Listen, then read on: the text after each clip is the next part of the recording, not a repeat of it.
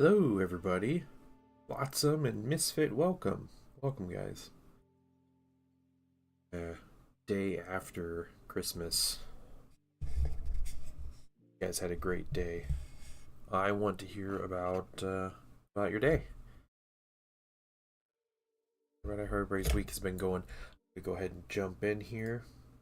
And today, we're going to paint some Sentinels. Classic style Sentinels, and they're going to end up looking something like this.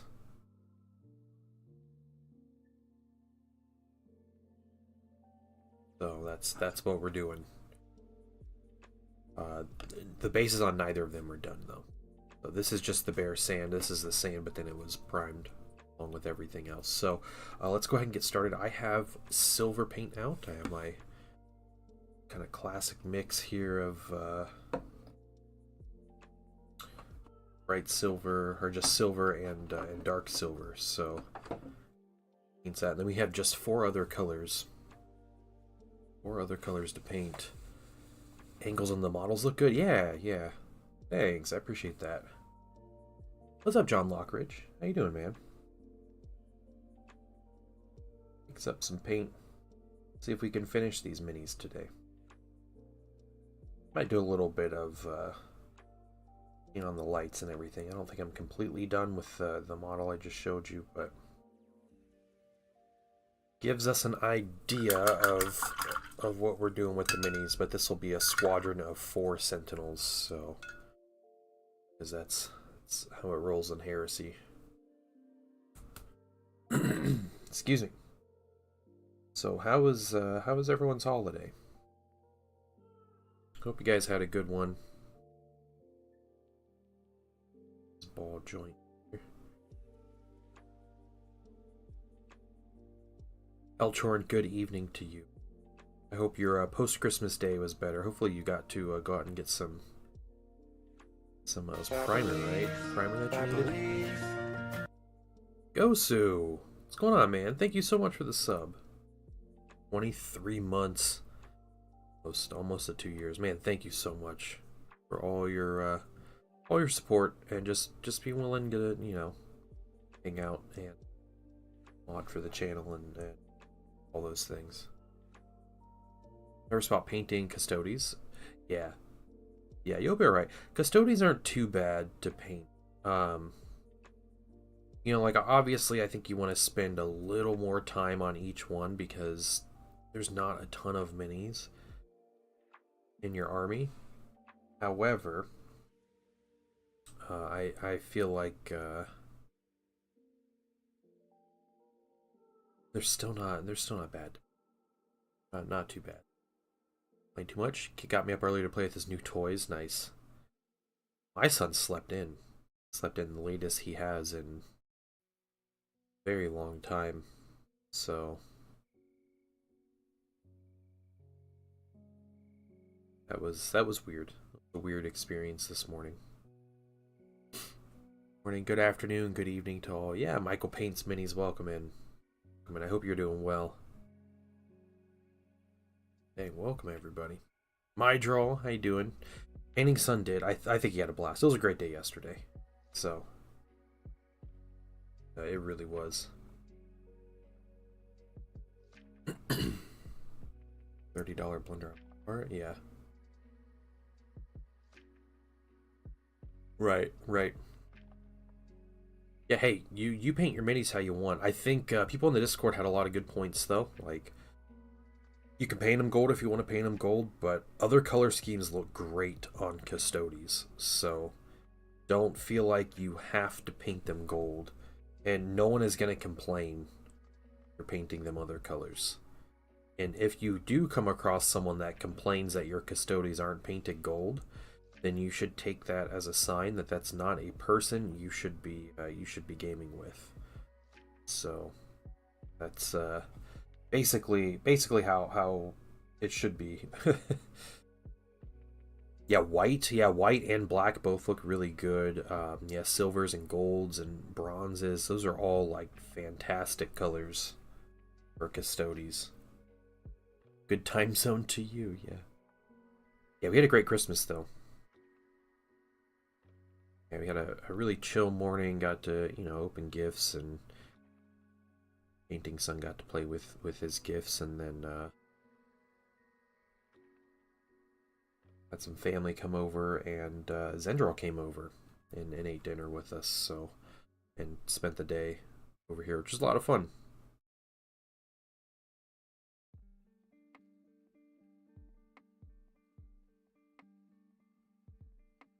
Painting Son got a bunch of board games, so we played a board game. We played Game of Life.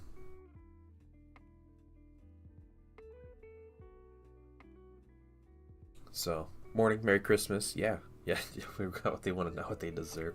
Man, that is, you can't come in here and just present the truth like that, dude.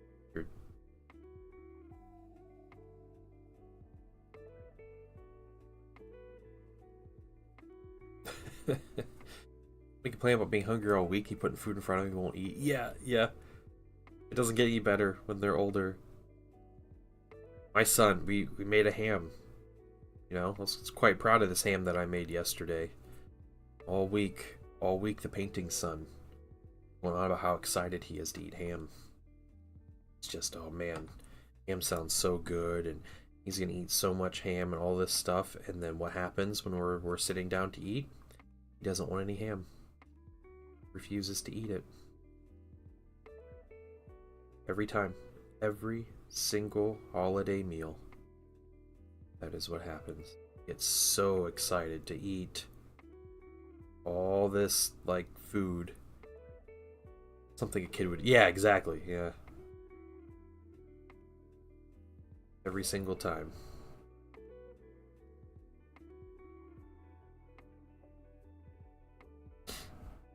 Had smoked ham yesterday? Nice.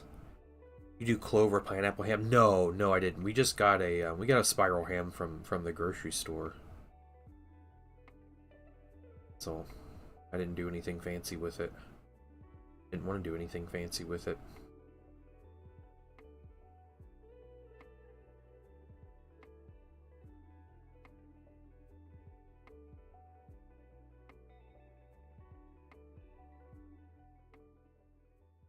Raja, good morning.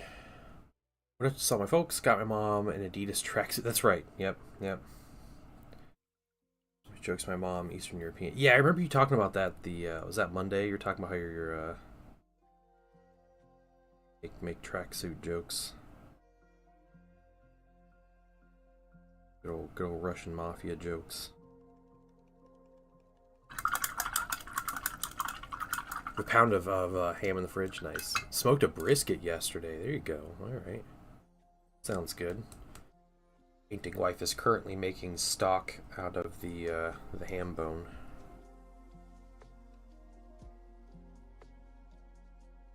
Made a turkey and it turned out fantastic. That's good. That sounds good. You cook a turkey right, it is an incredible thing.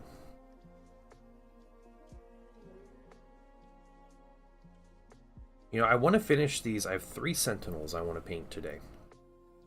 I want to finish them. But I am not in a rush. Ham and bean soup. Yeah, there you go. Yeah, that'd be good. I don't know what we're going to do with the ham stock yet, but we're going to have ham stock, so... This had a little bit of an oopsie. That's okay. Do it. We got our example mini. Just about done with the silver on this mini.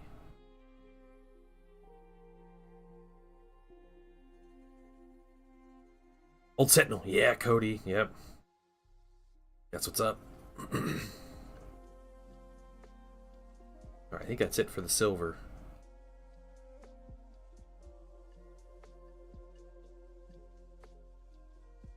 So, these Sentinels are proxies. This is not a commission. This is for my 30k Militia army. This 30k Militia get the cool Guard Sentinels. And they are... Actually, they're not bad. Like, they're fairly durable for, like, a unit in the Militia army. But, Yeah, I gave these ones autocannons. I'm gonna print another 4 that have multi-meltas. But I have always loved uh, Sentinels. It's good old, chicken walker. And the fact that I can bring, I think it's up to units of 6. So I could technically bring 18 of them in a, I think it's 18, I think they're fast attack. 18 of them in a normal militia army. They don't cost many points. So they're like 40 points base. Give them a weapon. They come with a multi-laser. Yeah, the Sentinel, it just works, right? Like, it's just a cool design. Looks practical, and it looks like, no one put a thought into the aesthetics of it, and there's just something great about that. Very Imperium. Your thoughts on Fulgrim? Oh man, yeah, we can talk about the Fulgrim mini. So we were talking about a bit on Discord yesterday. Game alert! Rise of the Chicken Walker. Yeah. Okay. All right. Wow. What in the world? You okay, Archaic Hammer?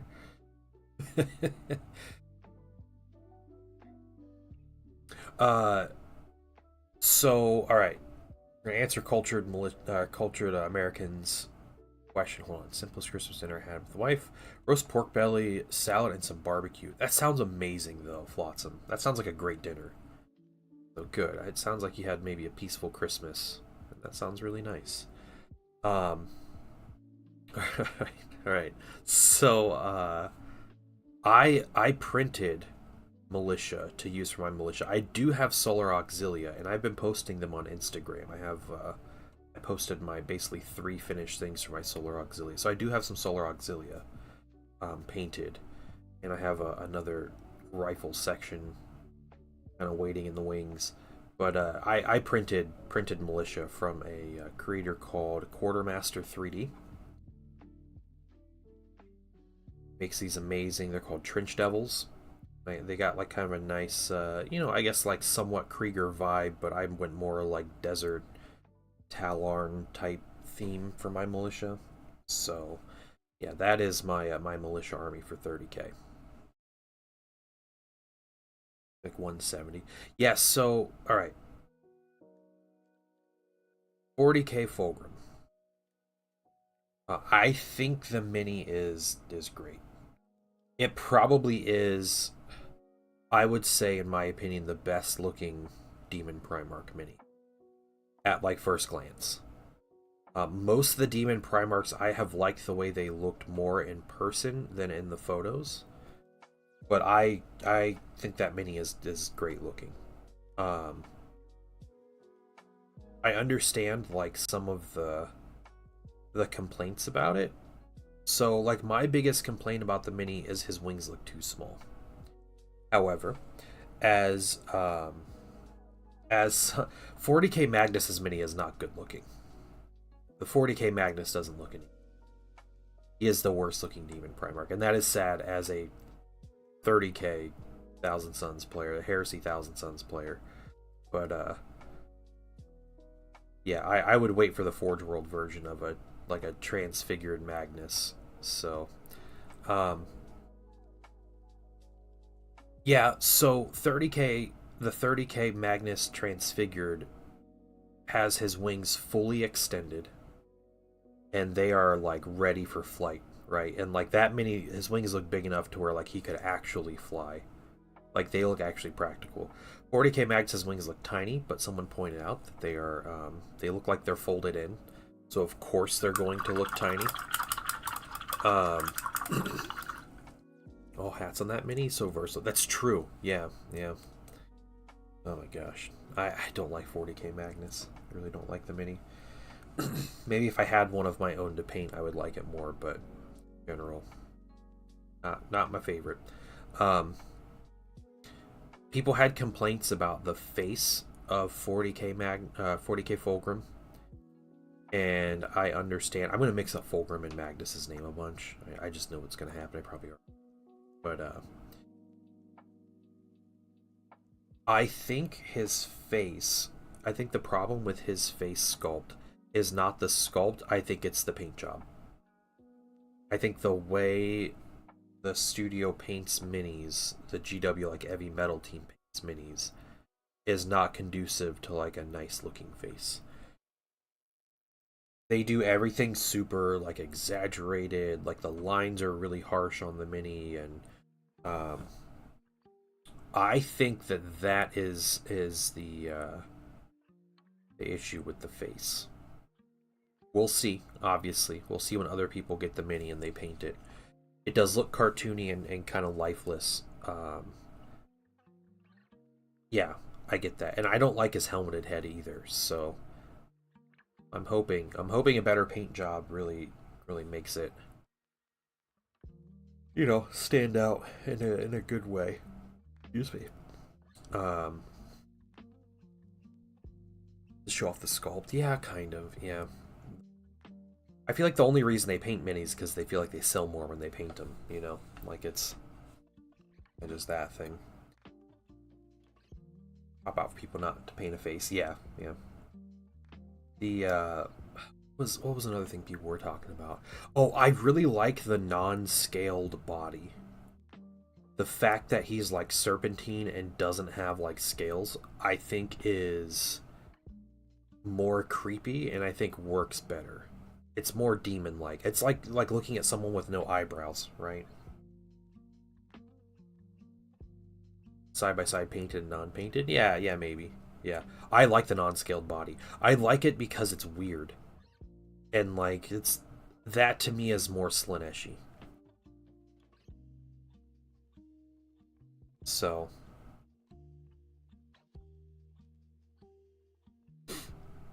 yeah, worst case I'll paint 30k Fulgrim, get patched to better 40k. Yeah, yeah, which is great. It's great we have two options for Fulgrim. You take what you like. I don't think that 30k Fulgrim would handle any kind of playtime. I don't know if anyone has found a battle report using transfigured Fulgrim for 30k, but I have never seen one. And I just assume that everybody else assumes that if they touch that mini, it's just going to shatter into a million pieces because it looks like it will. I'm scared enough to do that with 30k Magnus. Can't imagine doing that with that and that transfigured mini's huge too. I didn't realize how big that mini was. It is a massive mini. Better than Fulgrim. Best Demon Primarch model as well. I'm going to sell. Yeah, I'm sure they will sell really well. Yeah, I mean, just like World Eaters did, right? People like their Chaos Legions. It's really popular, and Fulgrim is like the final piece of the like Chaos God puzzle as far as the Chaos Space Marine factions go, right? Handling the big four. So it's cool. It's like a very like completionist type thing. I do think overall, I think I like the Greater Demon minis more than I like the Demon Primarch minis. And I really like that Demon Prince, the new Demon Prince that came out. But Demon Prince is tiny compared to everybody else.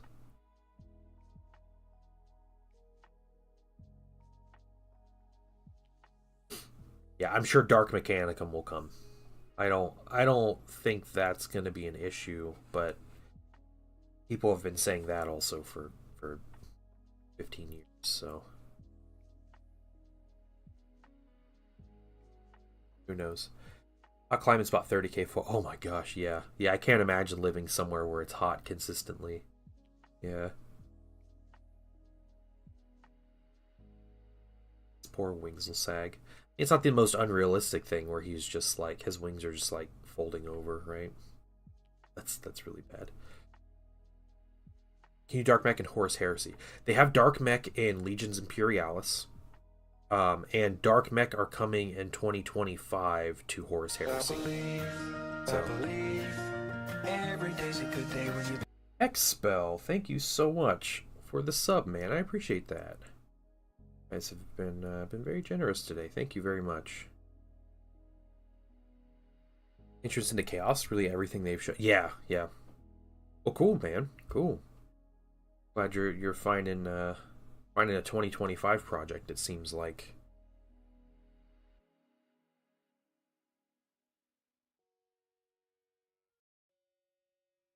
Legion's Imperialis does look like fun. The gameplay looks like fun. After watching a couple battle reports. Yeah. I'm sure there's something satisfying to buying a box of minis and it's a whole like company of Space Marines. Like that's pretty cool. What I don't like about Legions Imperialis is the vehicles are still like 100 pieces. You begin they're impractical, too small, they don't look right. Posing them as funky, yeah. That's right, Raja. Yeah, you're exactly right. Yeah, I feel like rarely is there like a happy medium on wings, right? Because we are dealing with like game pieces. So it's hard to do that. Granted, it's $1 billion company. Like I hope they could fix something that's hard. But you know, you're never gonna make everybody happy with any miniature, but yeah, definitely like wings. Um yes. I have seen the Fulgrim mini Hexspell. Yeah, we've been chatting about that. So I think he looks really good. I like him. I like it a lot. So I'm hoping I get the chance to paint that mini in the new year. That'd be really cool. Okay, I think that's it for the silver, guys. Not a lot going on. 100% 8 mil scale yet. All about the Titans and vehicles, yeah.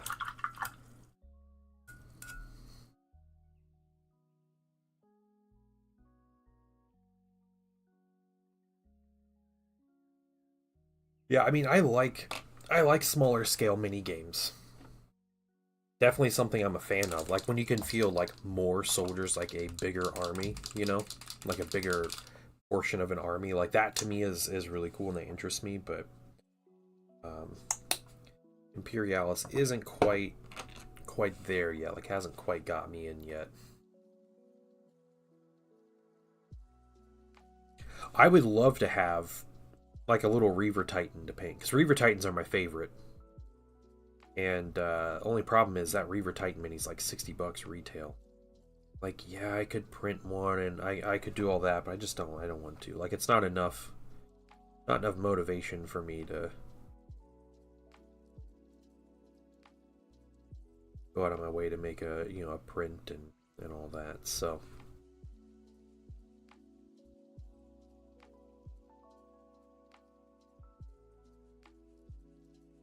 I think if I were to have a like a reason to get into like something that pulled me in, I think it would be the fact that I could paint up other legions really easily. I could just have a company of White Scars and a company of Imperial Fists. I could just do that and it makes sense and it's easy, like it's a quick process.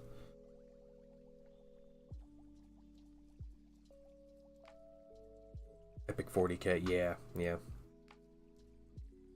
Playing my desk for my new apartment. Oh, cool, you gotta build your own desk. Nice. Here you go, dude.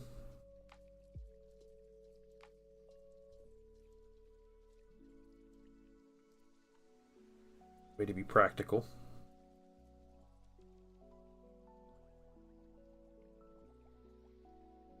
Adeptus Titanicus gave me one too. Oh, excuse me. Yeah, we have a couple people local that play Adeptus Titanicus.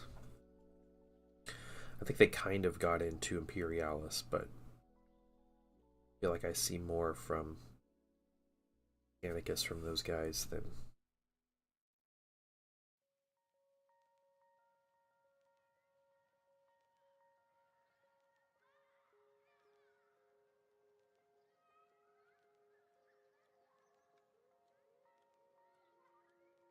reason. Magnesium. This color is the color I've really grown to like. Like a very like dark and brownish, like dark silver. This color.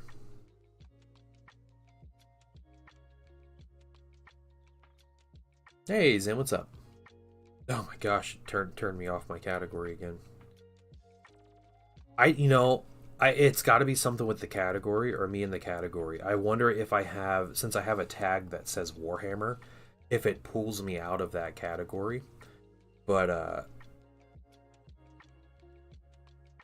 but yeah, it didn't pull me out of the category when I was playing Star Wars the other night. When I was playing Empire at War.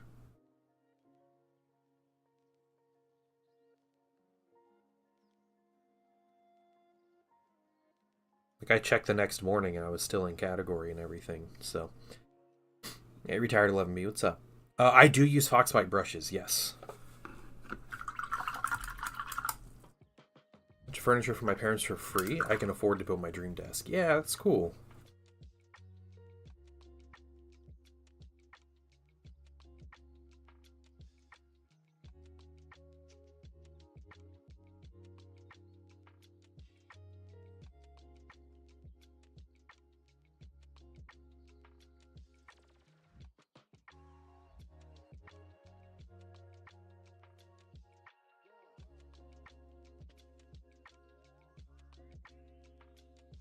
Yeah, I use the sable brushes. Yeah, yeah, I really like them. I don't use their synthetics as much, but it's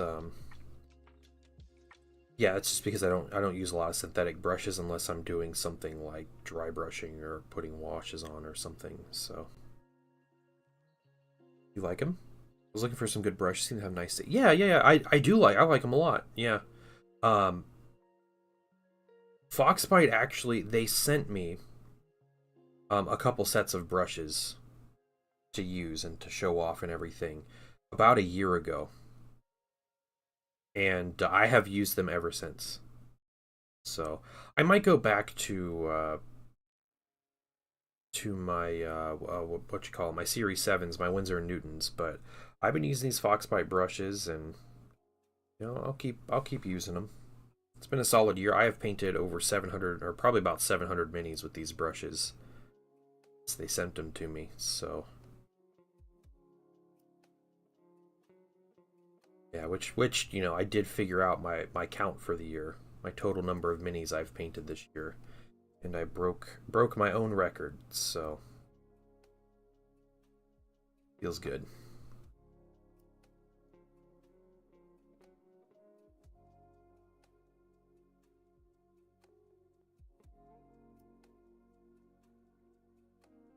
Congrats, yeah, yeah. Try reclaim package. Okay, I'm sorry, man. I hope you got the information you need. Jeez. Yeah, yeah. I finished those 100 militia. Turns out it was 112 militia.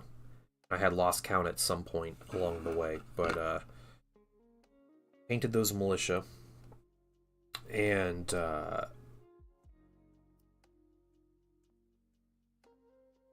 I counted up, and yeah, it turned out I painted 677 minis this year. How many minis I have finished? So my record, yeah, my record was in 2022. I painted 675. So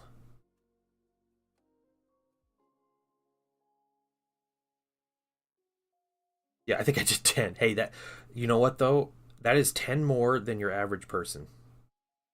So congratulations. You should be proud. What color are the handles? Their handles. Hold on. Yeah, the sables I think are a little deeper red. Well, the bristles also are a darker color. If they're like a brighter um like almost orange, then they're the synthetics. Priming count? No, I'm saying like finished minis. If you want to count primed minis in your count, that's totally cool. But I'm saying minis that I completely finished, like varnished, based, done. 2 minis a day. Yeah, it's not bad. Not bad. Thanks, Frank. I appreciate that. Yeah, didn't quite hit 2 minis a day.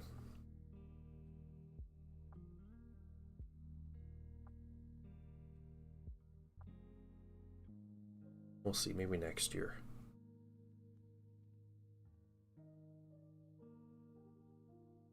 Then told me I should hurry up and print out a bunch more Militia. Paint them up before New Year's. You know what? You gotta play this like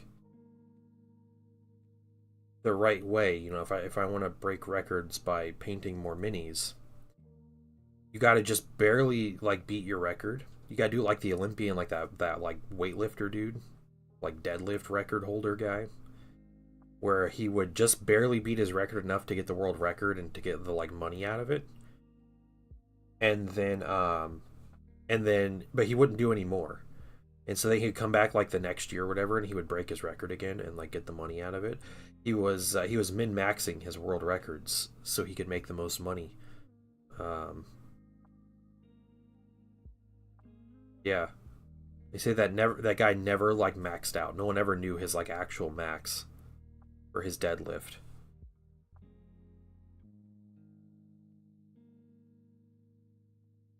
Some Russian guy, probably on a whole bunch of steroids.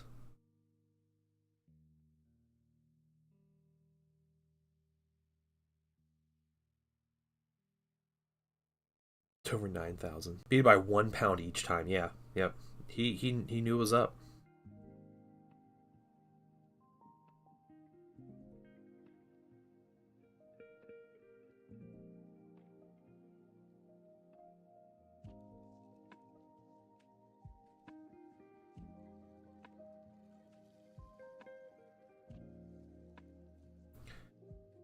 Okay. Yeah. Yeah. Exactly. Yeah.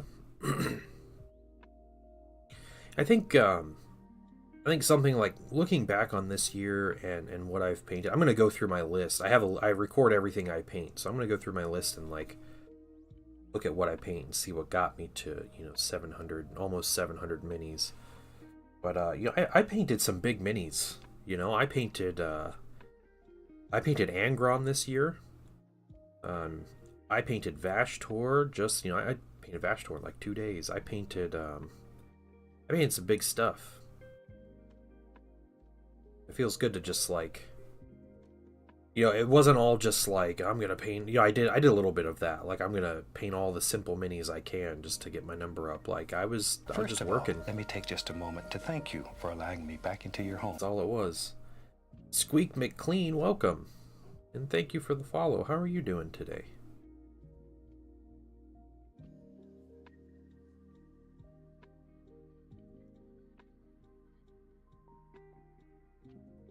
I'm gonna gamble with $1 and cash out when I hit $2. Yeah, there you go. Yeah, except he was making like $50,000 every time he broke a record, so it was like his year's salary, probably more than a year's salary with the country he was from.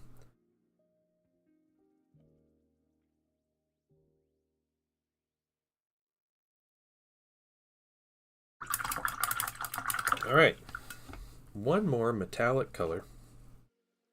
Oh, good, thanks. Enjoying nice, relaxing Boxing Day. Oh, cool. Yeah, happy Boxing Day. That is, so, all right. Since it seems like you're celebrating Boxing Day, what exactly is Boxing Day? I'm an uncultured American, not a cultured American. I'm uncultured swine here, and I don't know what Boxing Day is. We just have Christmas and then like shopping day after Christmas. Where's the aristocrats would give their servants Christmas boxes filled with leftovers and small gifts. Oh, okay. British Christmas?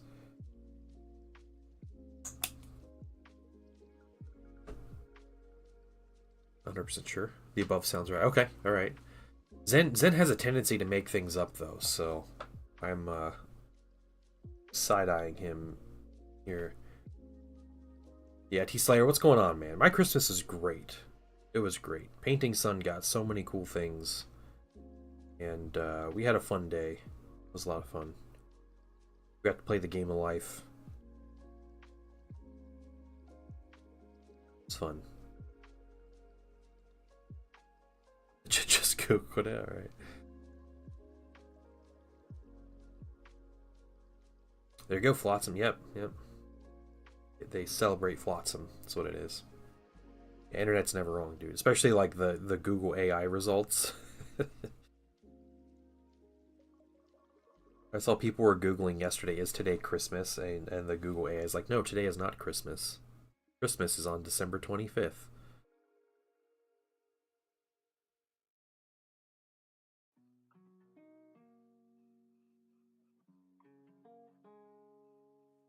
Oh, somewhat good. Okay, alright.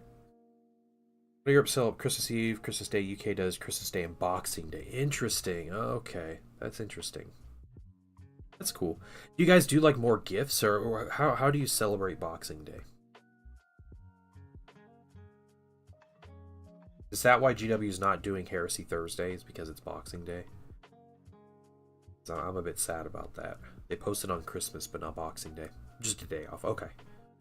One of those holidays. I get it.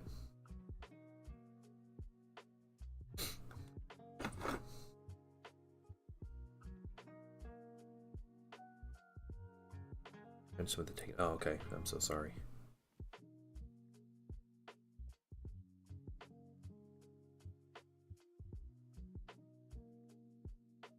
Stuff to the poor or something. Yeah, it sounds like it. I mean, if it's aristocrats giving, you know, table scraps to the peasantry, it seems like it was a way to give to the poor.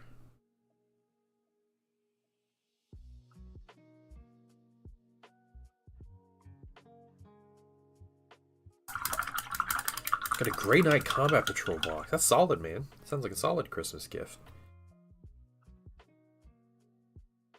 I did not get any Warhammer or miniature related Christmas gifts, and I don't mind. I got a lot of other things, so. Box stuff take to shelters. Oh, cool. Okay. Okay. Extra day off still feels like I'm getting table scraps, because it is, Squeak McLean, because it is.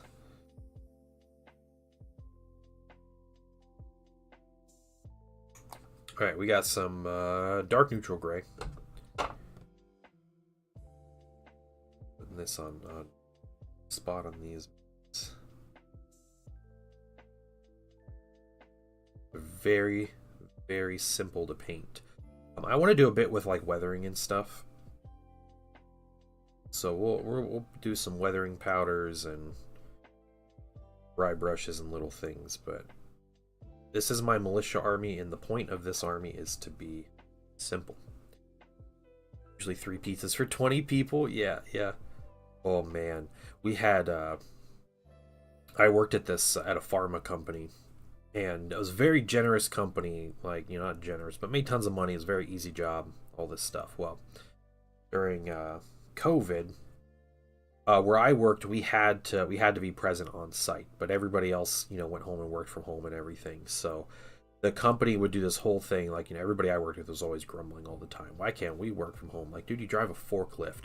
Like, you're not driving a forklift from home. You can barely handle it like in person. But anyway, they do all these like little thank yous. Well, one of their ways they thanked us was they catered lunch like 2 or 3 days a week, which was awesome. Like we got a catered lunch. A couple days a week. It's really solid for like a warehouse job. Like that's crazy. So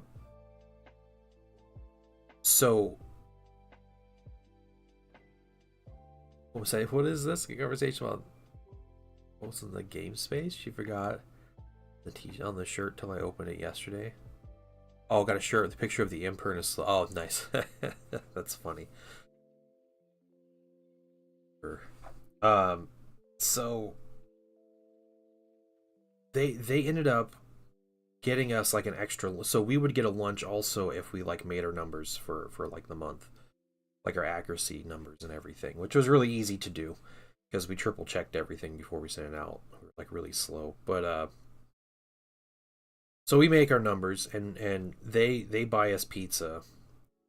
That was a pretty standard thing for like the monthly lunch thing. And this lady that was in charge of HR, she comes in and like we all go to get pizza. It's our lunch, you know, like, hey, you got pizza for lunch for us. Cool. Like, let's go get our pizza. They bought like, there were like 10 people that worked there. They bought like 15 pizzas. All right. Ton of pizza. But we're getting pizza, and as we're like, you know, getting in the line to grab pizza, this lady's like, She's like, just remember, this is just a snack, not your whole lunch. And we were like, what? Who is this? Like, get out of here. I don't know who you are, lady. Get out of here. And like, she said that, and it was just like the running joke at this place. Like, we just see that later. We're like, it's just a snack. This isn't. Yeah, exactly. This isn't preschool. Like, what is this? What is this crap? Like, yeah, why are we getting pizza? Exactly. Don't tell us you're getting us pizza for lunch. Why 1.5 pizzas per person, and then tell us it's just a snack? Yeah, that much pizza. Yeah, so I think she was the only one that thought that. Yeah, she ended up getting in trouble though because her crummy attitude. Everybody there had a crummy attitude, but hers was just like offensive to the people I worked with. But she, yeah, I got laid off from the job, and we knew it was coming for years. So you know, everybody just kind of coasted through that job. Uh, but we would do meetings, and when we were like getting kind of close to the point, you know, like 6 months out or whatever, it's not close, but you know, we were getting about 6 months out, and we would have these like regular meetings about how the process is going, the company switching to third party distribution and all this stuff. And so the number one question that would get asked, rightfully so, is when are we going to find out about our severance? Like, how's that process going to work? Like, is it, you know, we're going to find out ahead of time? You know, like, what's the money? Like, people would have questions about it because people would think about it and they'd want to ask questions. So we did these meetings with like the manager, like the company manager, and that HR lady would be there. Well, someone asked that question one time, and you know, this question gets asked like every meeting, and what did she say? She piped in before the manager can answer the question, and she said you'll get your severance when you get it. You guys need to stop asking all these questions about it. And everybody in that room went silent for like a few seconds, and then like, especially like the old guys I worked with were just livid. They were furious that like she had the audacity to tell people to just like not ask about the money the company owes you when they dump you like a sack of potatoes. Like what you know, she obviously wasn't getting laid off, so you know, it didn't affect her. But yeah, people ended up complaining a bunch to their bosses, and it made its way back to her, and she wasn't allowed to attend those meetings anymore. So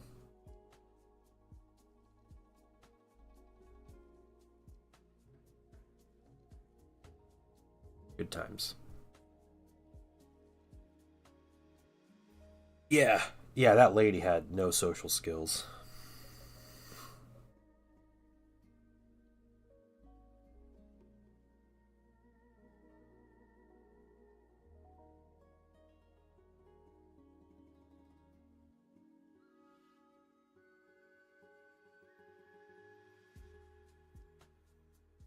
Hey, three geese in a trench coat. Thank you very much.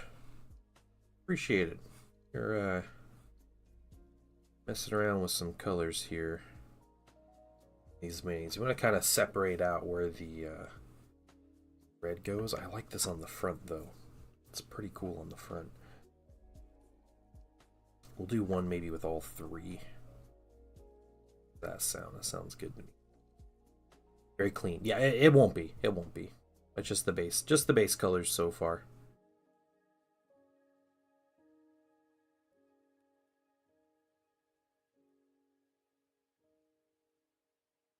Let's see if I can maybe finish these minis today. These are Sentinels. So if you're familiar with 40k, you'd think like Imperial Guard have Sentinels. They're like Scout Walkers. These are being painted for my Militia army, my Imperialis Militia army, for my 30k army. So for a Horus Heresy game, because the Militia can field like classic Sentinel minis. So I got these minis and I'm painting them up real quick. I try to finish them today. See if I can't just start and finish these minis today. First army soon. Just brought proper Hobby Lamb. Nice. What army you getting? What's your first army?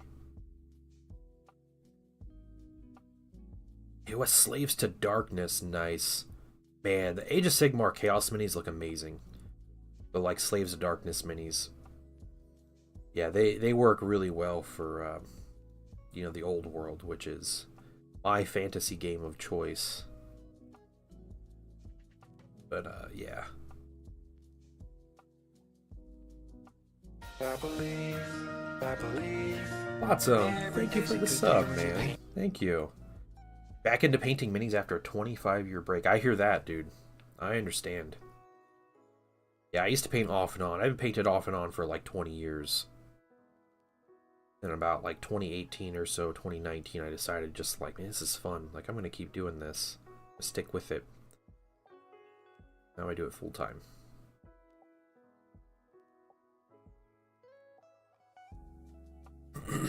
Yearly retrain for my forklift cert. Guy did the course as livid because the company I got my cert forgot to put any limits on my license. Oh yeah, that's funny.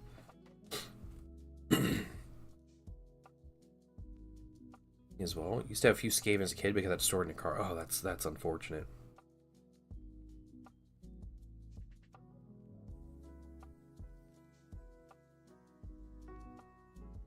Work around these little ladder steps here.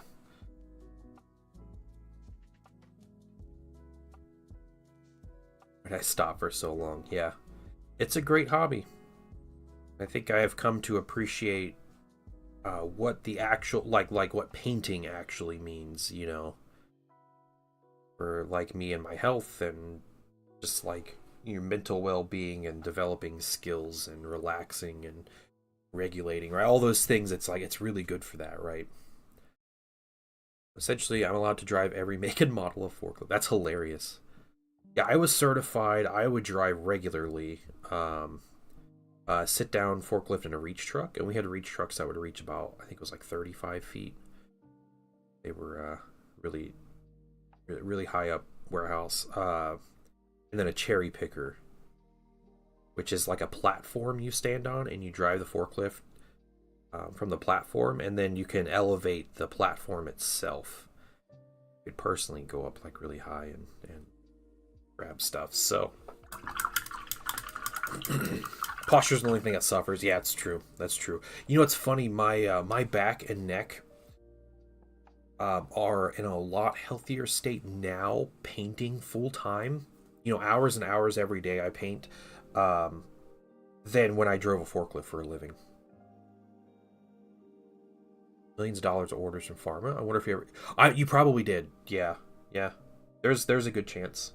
We made a lot of name brand stuff. So a lot of the I'd say the company I worked for, they make a lot of therapy and treatment drugs. So, you know, if you worked for if you did stuff for like the VA, I bet you got stuff from us. But like, I don't think a lot of younger service people were taking the medicine that my company would sell. Yeah. It's pretty crazy though. Like, you know, I worked there and I would ship out, you know, a pallet of material, and that pallet of product was $350,000 worth of product on that one pallet. And the pallet weighed like maybe 100 pounds total. It'd be like 32 cases or something, or 24 cases of stuff, and it would be, yeah, just obscene amounts of money worth of product. And those are great. The Emperor consider how they would do against pack of teddy bears. That's true. Yeah, that is something that I feel like was not considered by the Emperor of Mankind. It probably should have. It was wild seeing big pharma reps come in and try to wine and dine me and my boss since we put on in a huge order for Navy Medicine East. Really? That's crazy. I feel like there's some conflicts of interest there, but, you know, it's whatever. Dude, pharma sales reps, we had to learn, like, their rules. As someone who worked in, like, distribution, we had to learn the rules of, like, the sales reps. And, you know, it's like, yeah, you can only spend this much on food a day per office or something. It's like, this is an obscene amount of money. Remember, we were all like, really jealous. Only accept the free food, yeah. I do not do anything with Trench Crusade. No, I have not, not played, or I kind of looked into Trench Crusade a little bit, but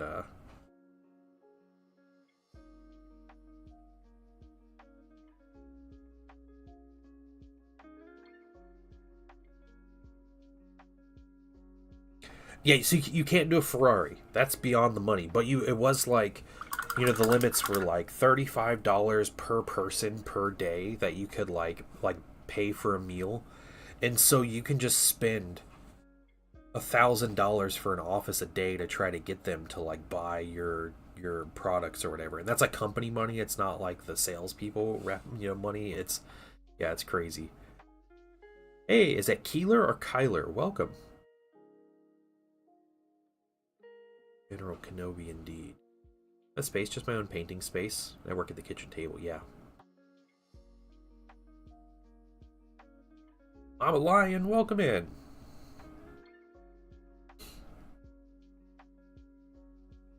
A red Ferrari.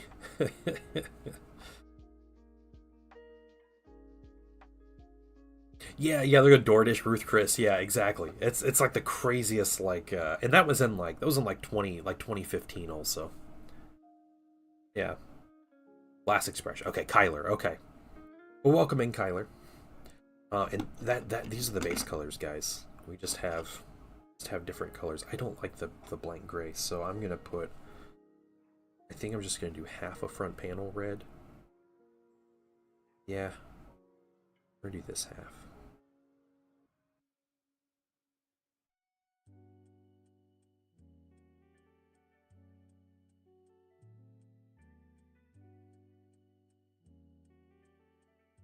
First English-speaking streamer to guess it.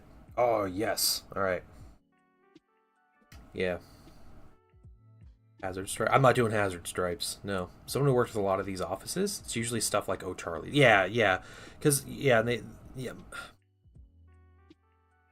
My mom worked in a doctor's office, and she would talk about, like, them catering lunch, and it'd be like, they do, like, Chipotle, or, like, barbecue, or, yeah, stuff like Olive Garden, and, like, those, like, kind of chain restaurants. They're not doing like really high end stuff, but still, like, you get a free lunch almost every day.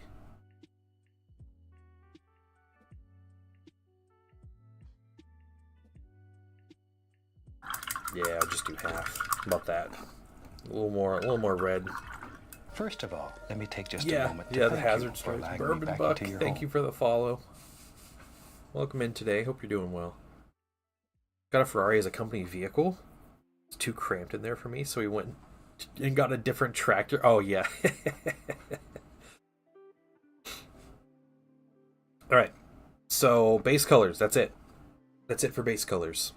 Like I said, this is the closer to the end result we're going for here. So what we're going to do next is I finally got more brown wash, guys. Thank you. Look good. I appreciate it. Doesn't allow me to do it all. Oh, weird. That's weird, Rage. Okay.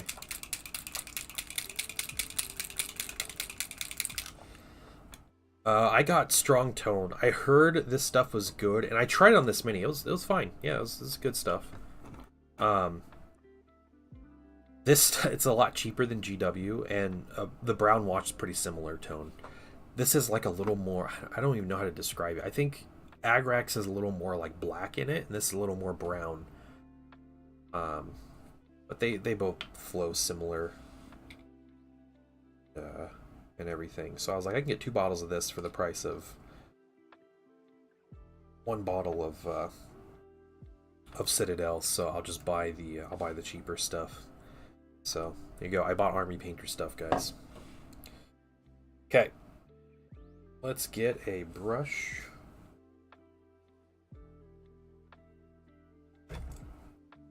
Yeah. New Fnatic washes are pretty good. Yeah. Yeah, the old ones do dry a little bit on the glossy side, don't they? I've also found that, like Games Workshop contrast paint, if you add flow improver into them, it makes them dry glossy. Which is unfortunate. Alright, so what we're going to do, just going to take a whole bunch of wash. We're just going to go through, and this will take a little bit of time to dry. But, that's alright.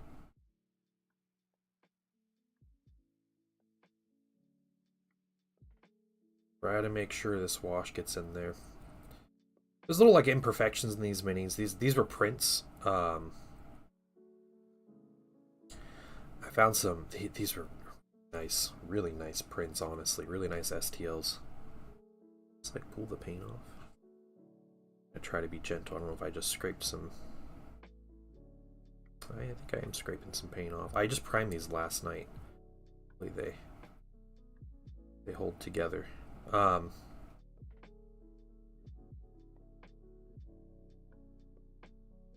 But yeah, painting.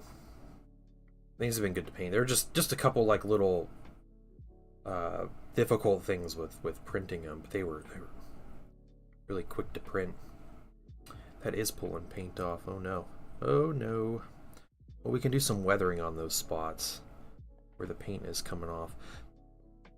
I didn't have enough time to cure that wash apparently. All right. Very gentle with the wash. That's what we're doing. You guys can see my complete failures here on live on stream. What printer to use? I have an Elegoo Mars Pro 3.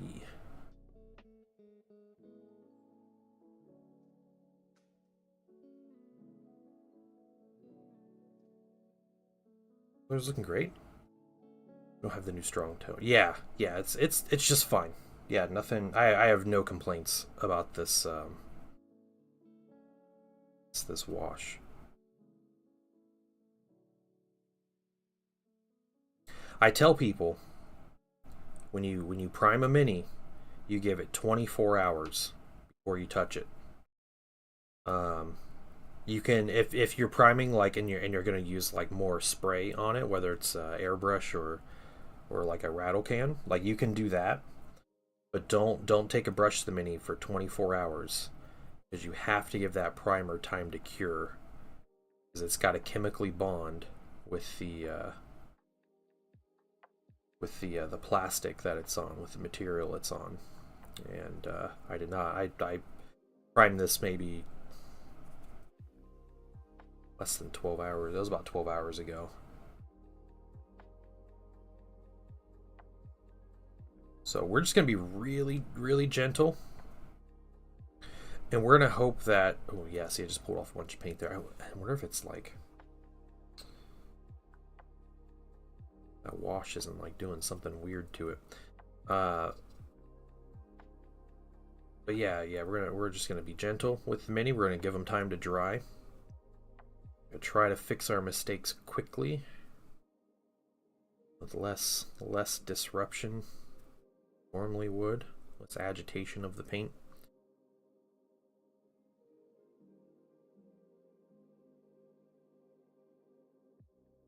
What primers you used? I used Pro Acryl Black Brown.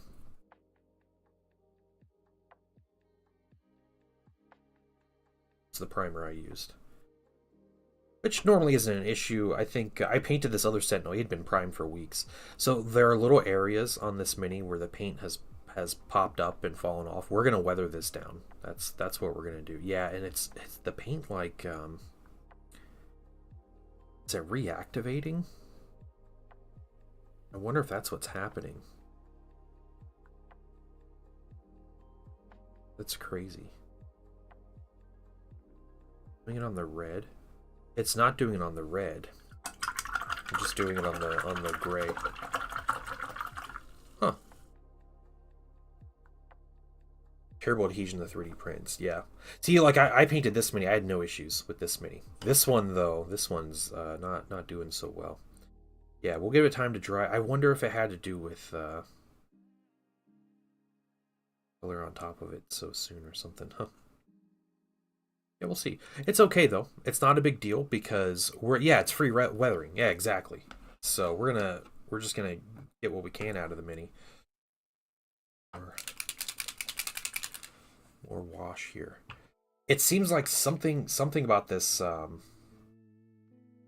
this wash is making the paint almost reactivate. I don't think I would blame the wash on it. It's just it's getting wet and it's kind of peeling a bit.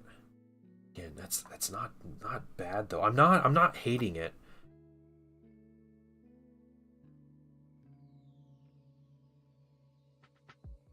We're gonna be gentle and we're gonna be quick.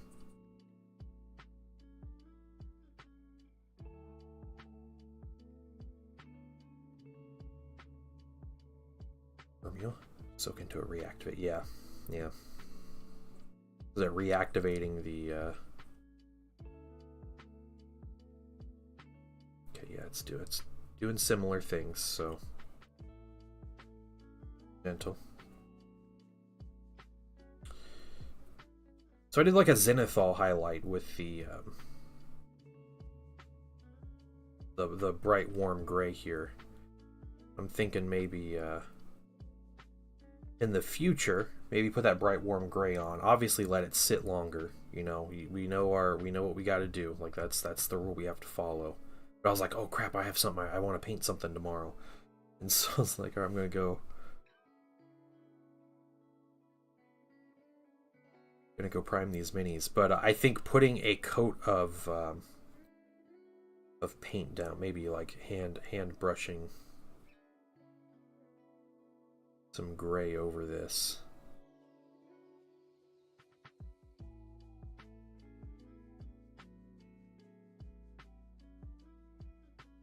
Paint is a funny thing. I agree. Chaos and lead. So guys, you guys get some good stuff for Christmas. Our Christmas was mostly, man, we were talking on stream about painting Sun and Santa. Not on stream, on Discord. We got to talk about that today because he's here though, so we can't talk about it a whole lot. He might be joining me on stream later, but just funny. I think he knows, guys. I think he knows, and I think he is choosing to not accept. Case in point. He wrote a question out to Santa, and the question was answered. Looked at it, he said, "Your handwriting." We're like, "Oh, really?" We're like, "Why do you think that?" And he just walked away. He didn't answer the question. Turning for the night. All right, Flotsam, you have a great one, man. Have a great one. Yeah, thanks for coming to chill, dude. I need to put more brown wash down. These minis are thirsty.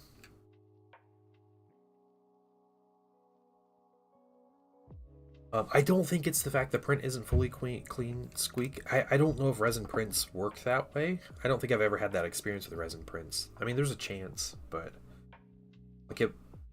You know, the way I clean the same way on everything, and the prints kind of, like I cure them and everything, and it was fully cured and stuff, so. Awesome new Carhartt sweater and flannel and socks and some gift cards and candy. Nice. Alright. Awesome. Yeah, OG Tyranids, which I'm painting. Nice. You're going to paint 2,000 points of Tyranids in a week? My man. After my own heart, right here, Primark. I love it. I love it. You paint some amazing looking minis though, so I'm curious what how you're gonna do that. How you're gonna accomplish that.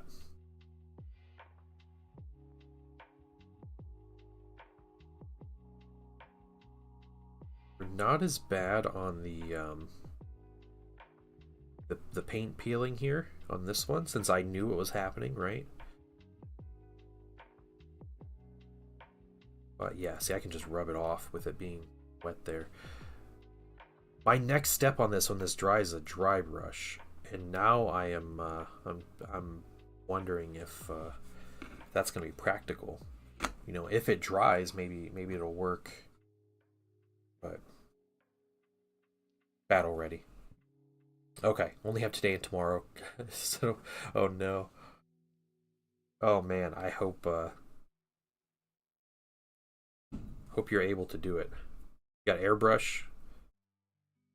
Make that process a little quicker. So the lictor. Okay, cool. I'll check out that lictor here in a minute. get this wash on this mini. They'll need some time to dry anyway, so.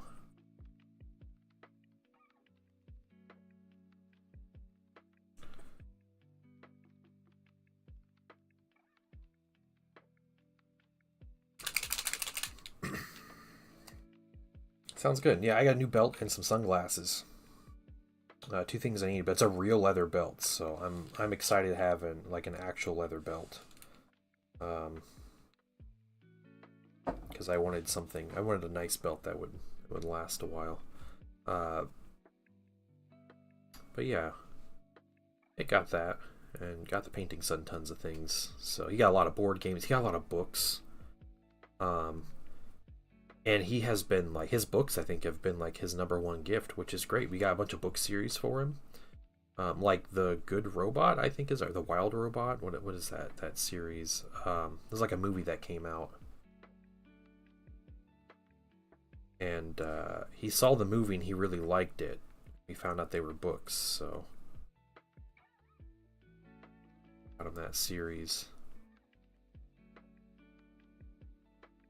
The Family. Santa Got the Family. 40K Risk. So we're going to try to play that soon. Has different... You got 5 different factions. And they each have their own unique pieces. And... Did you say oof? Yeah. And each faction has a hero, basically, like your faction leader. So you have the Ultramarines, and their faction leader is Marnius Calgar. Chaos, their leader is Abaddon. And the Eldar, their leader is not someone with a name, it is literally just a Farseer. Or the Genestealer cults, it's just a Magos. Not even a Patriarch, it's a Magos as their leader. But wherever your leader is, you have a leader token. And wherever your leader is, you get a big bonus to your dice rolls, basically. And each faction has a different leader bonus, each leader's different. So, I imagine with that game, I could totally see someone who has made a supplemental rules for different factions and has STLs for the little figures, which would be really easy to make because it's just an infantry guy in a big vehicle. But yeah, I actually am looking for that just to see. That would be really cool.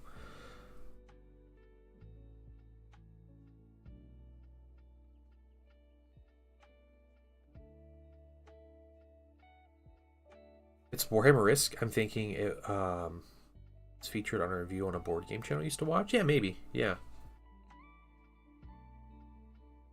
There was an old 40K game. It didn't score well. That's fine. It's Risk, and my son likes it. I don't care about game scores. My son likes Warhammer and he likes Risk, and I like Warhammer and I like Risk. And Painting Wife doesn't like either, so she'll play either. I mean, if you don't like Risk, you're not going to like it. That's all. There was another game that I'd always wanted that Fantasy Flight Games made, but they had to stop producing it before I ever got a copy of it. But it's called Forbidden Stars. And it was like Twilight Imperium, but 40K. So it was this 4X, planet-conquering, spacefaring game. But it was 40K. And yeah, the Fantasy Flight never got to make an expansion for it. They never got to do more on it because GW, they were not happy that Fantasy Flight was making miniature games at that point. Risk is fun when you're winning. It sucks when you're losing. Yeah. That's the thing about games, Chaos and Lead. It's if you're only having fun when you're winning, then maybe it's not the game for you. Probably goes with any game. I'm sure we all know someone we play mini games with, like Warhammer or something with, that is very similar, right?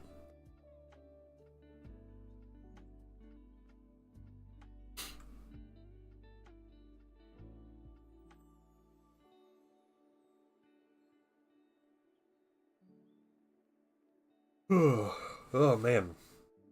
All right. Here is what we're gonna do next. Let's get hero-based economy management game. Yeah. Okay. Oh, cool. Cool.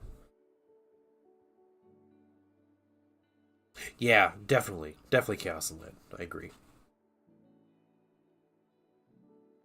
See, back in the day, me and I used to play in college. We would play with some people, and there was a. This is the color I want. I think I want this caramel brown, and we're gonna put this on the bases while we wait. Oh, I gotta look at a lictor. Hold on.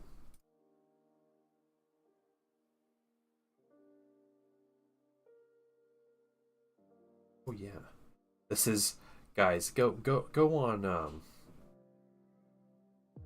Whose lictor is this? Is this Primarch's? Yeah. Go in the finish minis. Look at this guy's lictor, and he's like, yeah, I'm just doing battle ready. I gotta paint these. I gotta paint a 2,000 point army. This is my battle ready tier. Look at it. Someone tell me this is a battle ready mini. Someone find a way to convince me that this is only battle ready. Because I'm not seeing it. That is a fantastic looking lictor. That's incredible looking. Yeah, I had Christmas ham sandwiches this morning. It was great. That was my breakfast. Way to go. So fun. Yeah. I mean, we mess around. We have a couple versions of Risk. Because you can't always. Yeah, one's finished. Yeah. Oh, okay. Yeah, they're red. They have like red and blue one. The Behemoth mini. This color, we're doing our caramel brown. So I want these bases to be similar to. Let's use, yeah. Let's do our flow.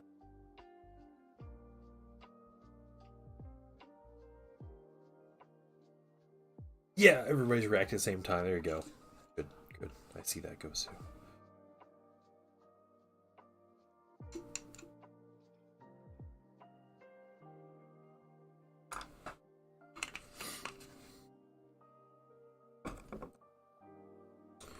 Okay, I think I'm just gonna use the same brush and we're gonna try this. Let's try it on this one first. We'll get the other one. Try. So we're using like real sand. It's harder to get to paint. But we thinned it down a bit so it'll flow a little better. We're not just painting the surface, right? Get all the easy to reach parts with the big brush.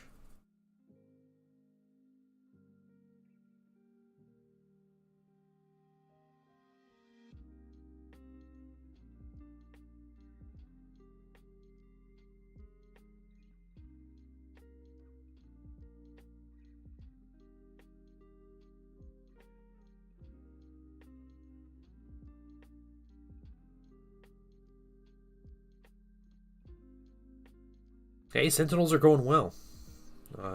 Somehow my wash is reactivating paint on the minis, so we have some free, quick, and easy weathering already done. But otherwise working well. We're just messing with bases while the wash is dry on some of these guys.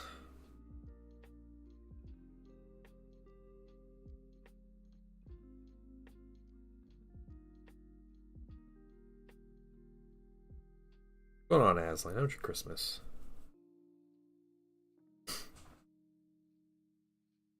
More than battle ready. Yeah, pretty dang good if you ask me. That's right, Frank. I agree. Amazing work. You guys put some awesome looking minis in that Discord. I appreciate it.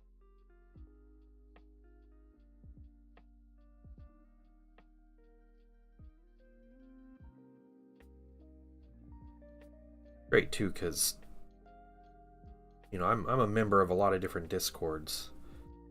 But you go into a server and it's like, hey, you got a Warhammer 40k server, or like a faction specific 40k server. And, you know, lots of people posting pictures from that faction. It's like, cool, I saw a bunch of Gene Stealers and I want to see something else. And you have to like go to a different server and see that. But you guys post all kinds of different stuff in my server, and it's nice just to have one place to see bunches of different minis getting painted. And paint more corn. It's too wet. That's too bad. You need an airbrush, dude. Airbrush. Not long enough. Yeah.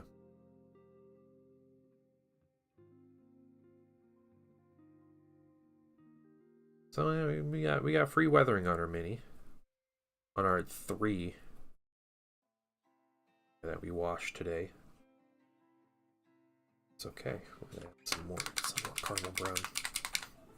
Ah, no primer. Gotcha.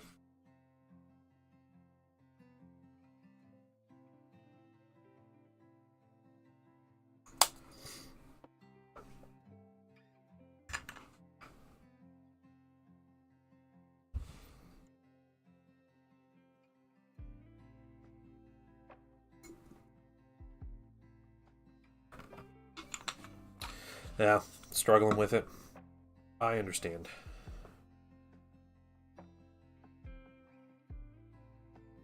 Open it up, grease it up a little bit. Yeah, get a little deep clean. The Tamiya airbrush cleaner, you know, like the extra thin cement replacement stuff, actually works really good as like a deep clean. Since it's like acetone based, it's really good.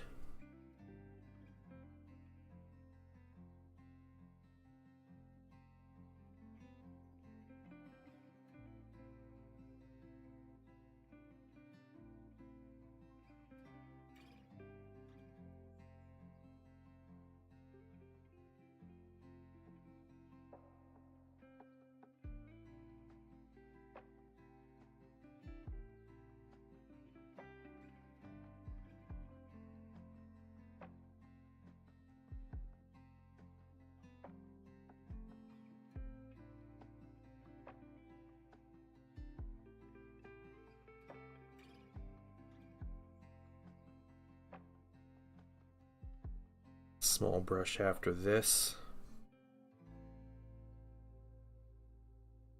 I think what I'm going to do on these bases, I don't want these bases to be as simple as the rest of the militia, so I'm going to take a thin down brown wash, really thin down, and put that over the bases on these. And it works wonders. Oh, okay. Chill, Zen. Yeah, it really is good stuff, though.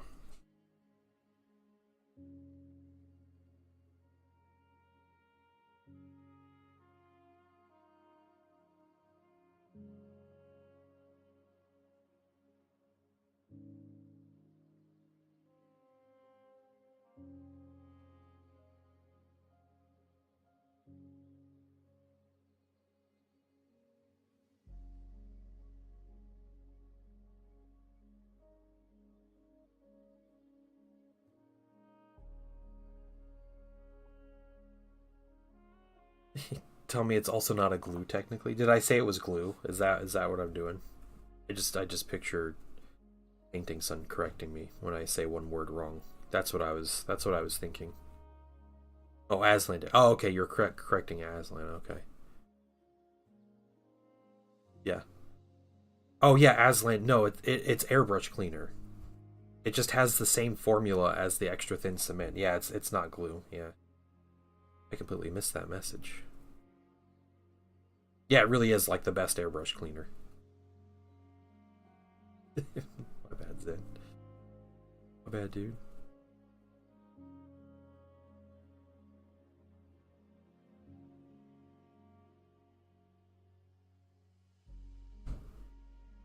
Yeah, that's all it is. Yeah, it's just plastic melting stuff.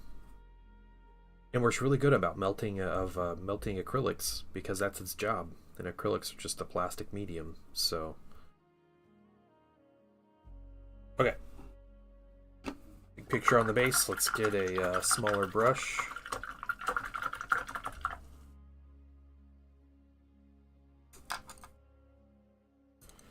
Let's see, which small brush I can use.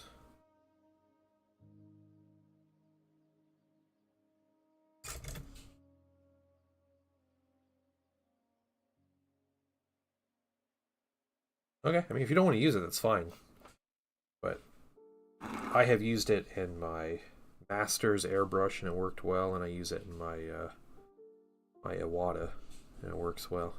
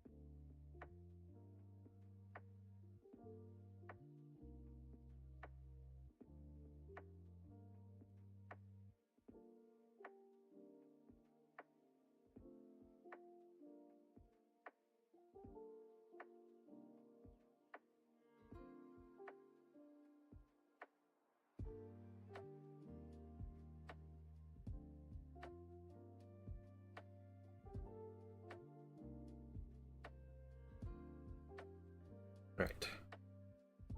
That one. Next one.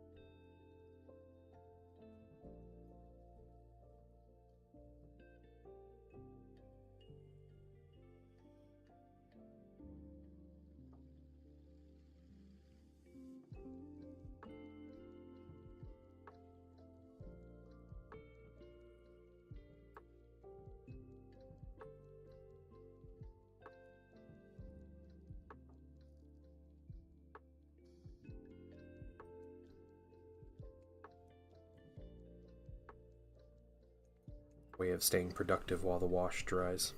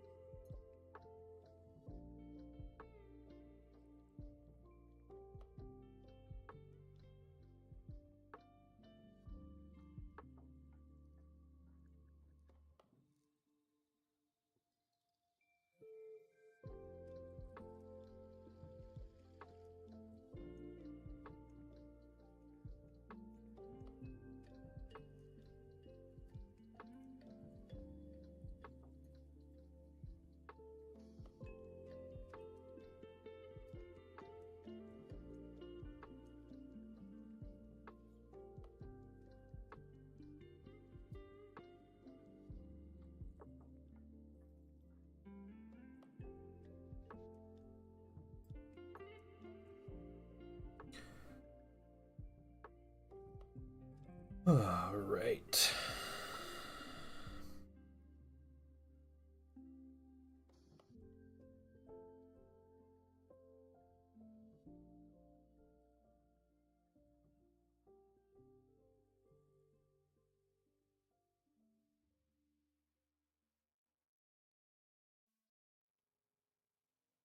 I'm going to go spend the day at my brother's tomorrow.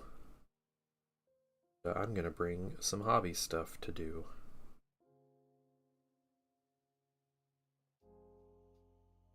So that'll be fun.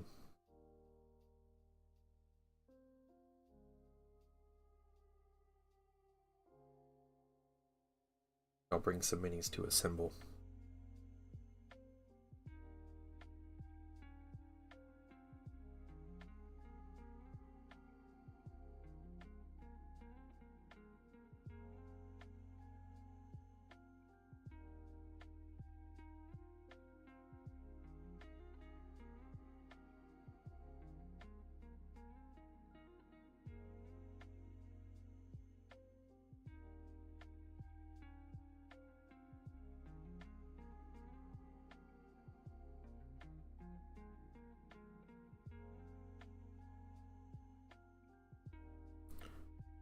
I have to tell you in the painting wife my recent experience at PetSmart. Okay.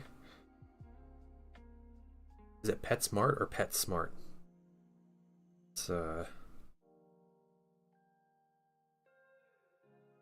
S-Smart. Shop Smart. Shop. S-Smart. That's what it is.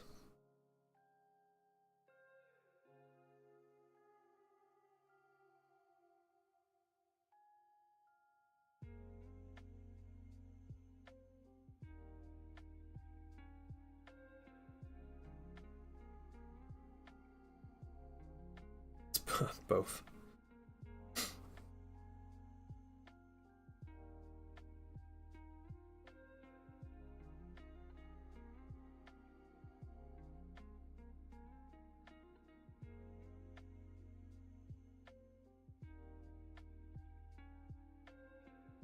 Yeah, they want to keep you guessing.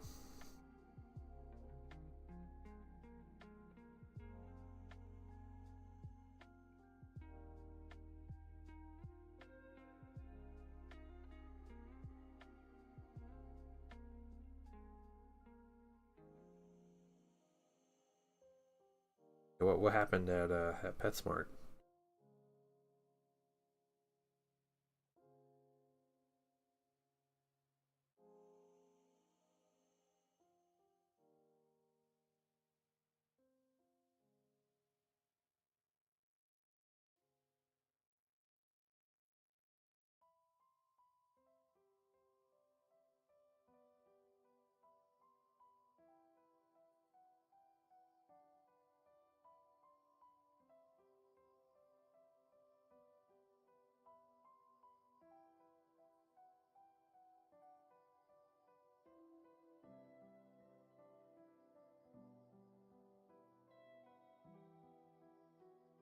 Shop Smart. Shop S-Smart. You got that? Yeah. Thank you. I'm glad, Frank. I'm happy you got my joke. My reference. Saturday 6:30 p.m. and every single person in there was an absolute character. It was like a glitch in the Matrix. Weird. Okay. Huh. This color I was airbrushing with? Seems like I won't be playing Tyranids and we... Oh no. Go get some real quick. Make a new color. I don't know. Everybody's running out of colors right now. You guys need to stop. You need to carry spares.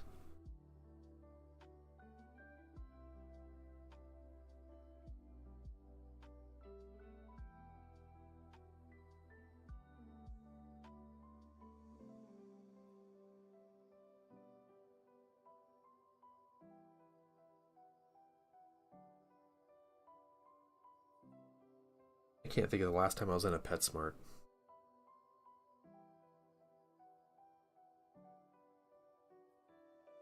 Okay. Base color on the bases. Rushing soon. Lots of corn demons. Yeah, yeah. What about those Gene Stealer cults, Aslan? What are you gonna do with those?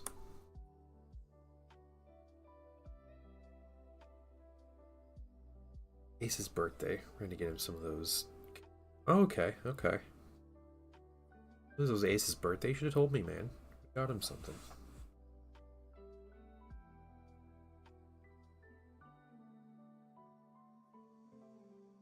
What I was gonna do today, guys, I was gonna base prime this Banshee mini that I got, and then paint it while the wash was drying on here. John Lockridge, thank you so much for the sub, man. Jumping on YouTube just to sub. I appreciate, or jumping on Twitch just to sub. I appreciate it, man. I appreciate it. But I realized I had some like green stuff that I wanted to do to like this thing wouldn't glue on. As many wouldn't glue together correctly, so I want to do a little bit of like evening out on this like back cloak thing that she has. So do that, and I was like, I can paint this mini in like 15 minutes. Like that'd be a cool one just to paint while things are drying. But not today because I forgot to gap fill. Yeah, back on Twitch. Welcome.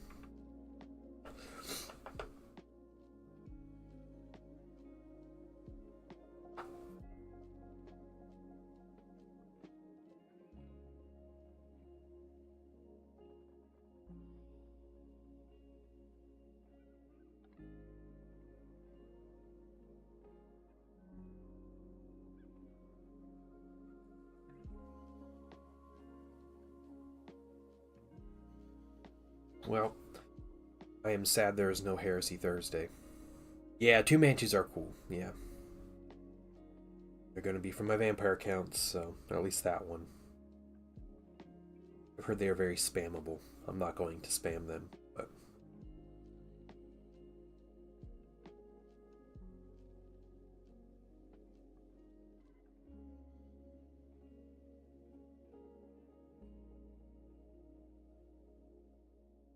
Alright. Let's see. That needs to dry.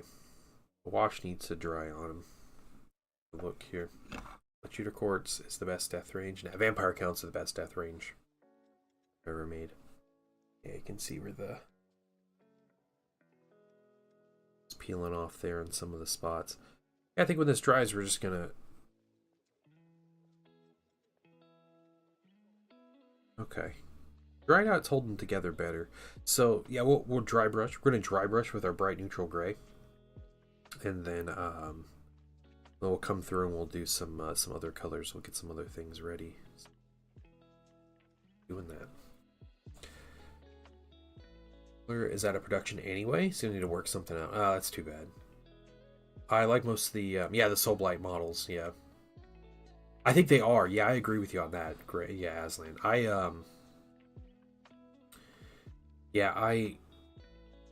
My Vampire Count's army is basically all newer minis.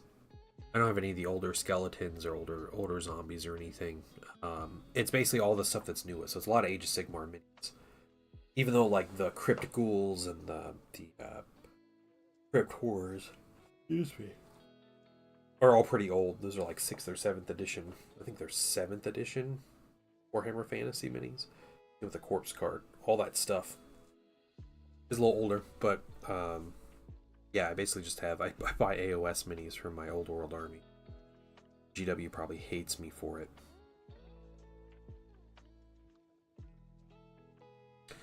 So, if I'm looking at this mini,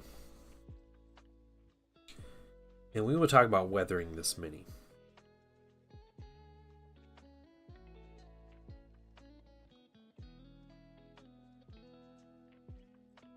Figure some stuff out. So let's figure out some weathering then before we continue on.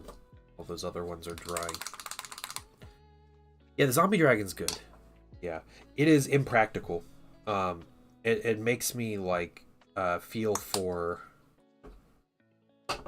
the the person who sculpted the 40k Fulgrim, because it is not a good for gameplay type mini.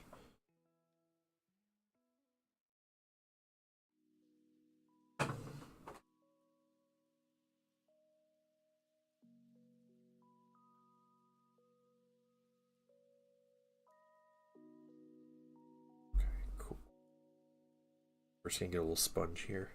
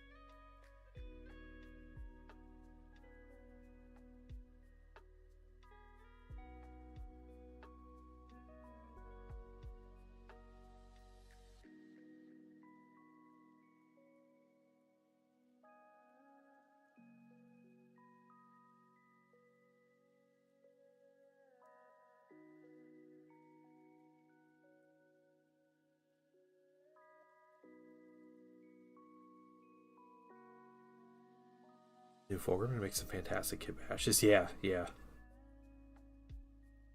Is that Marathi mini like really big? Is it like a decent size comparison to Fulgrim?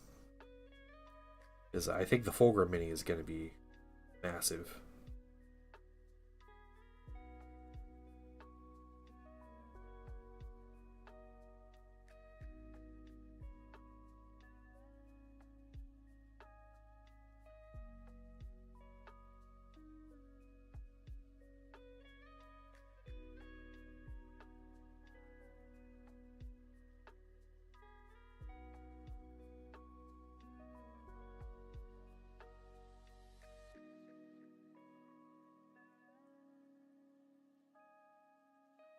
He's bigger. Oh, okay, okay. Wow.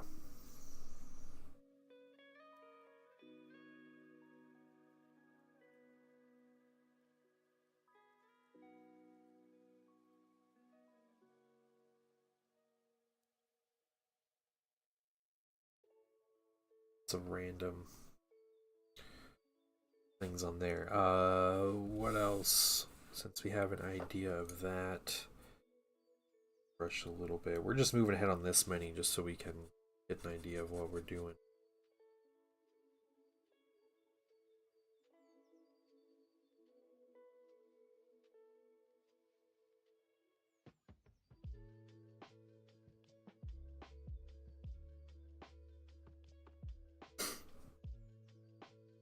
And better, okay. Yeah, we'll see. I'm not fully judging that Fulgrim mini until I see it in person. But I don't always think that, like, just because wings are big and spread out that they're necessarily better. Like the 30k Fulgrim. 30k Fulgrim transfigured. His mini looks great, but there's no practicality for that mini. It's like one of the least usable minis I feel like GW has ever made.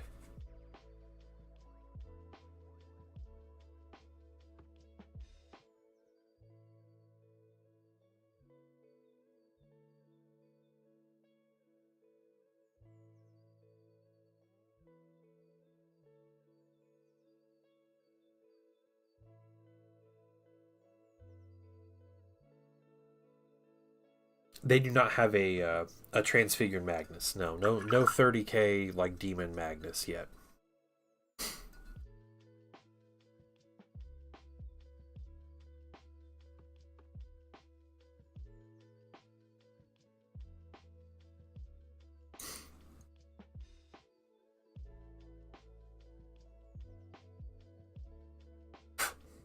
Dry yet?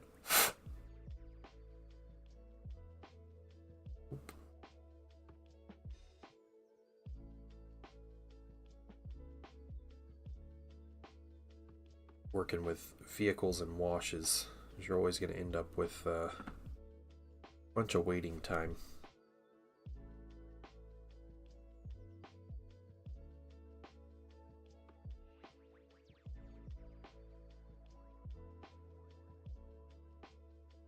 Yeah, Horus technically has one. Like, he's not a demon, but he has like the ascended Horus, so there's like end game Horus basically.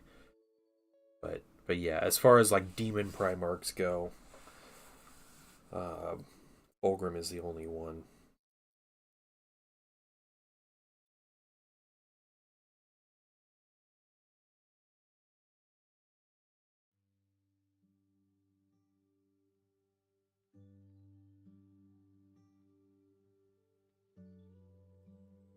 Every painter I've seen post about 30k Fulgrim has mentioned they broke something, the model during assembly and painting. Yeah, yeah, Frank, it's the mini looks like a nightmare. I remember when they announced that mini, we were talking about like, people were like, "Oh, painting dad, you wanna paint that?" And I was like, "Yeah, sure," but like, if I charge someone to paint that, it's gonna be an exorbitant amount of money, like an absolutely insane amount of money to get me to assemble and paint that thing, because I like the tens of hours I'm going to be spending assembling and subassembling and then painting each of those assemblies, and it's just so much to do. Crouchy's like 4 months to build and paint on stream. Yeah. Yep. I can't make my 700 minis a year if I'm painting, Fulgrim for 4 months.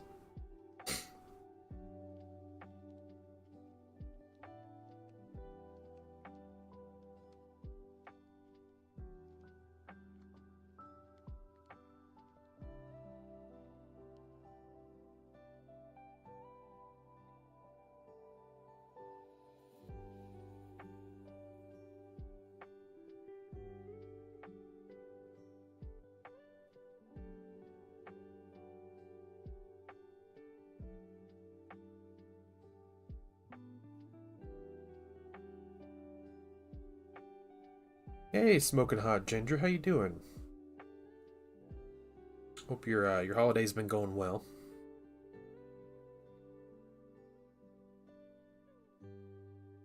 We're just waiting for paint to dry. That's all.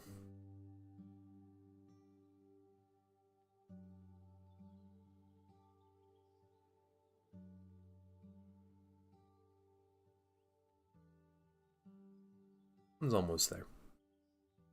Imperial Knight Battle Force, nice. My local store still has like 4 of those in stock. The Christmas box. Yoshi, what's going on, man? Yeah, happy post-Christmas to you. I'm doing well. Doing well. A little tired, but doing well. Waiting to put more colors in these minis.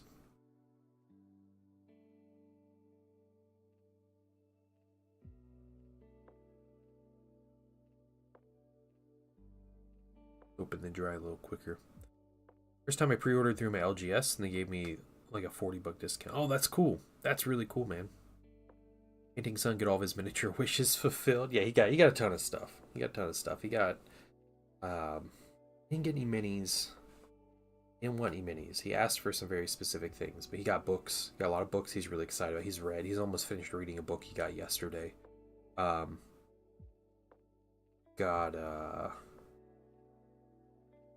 some Legos. He wanted Hot Wheels cars, so he got a bunch of Hot Wheels cars and stuff around that. He got yeah, a lot of things like that. So he got some cool stuff.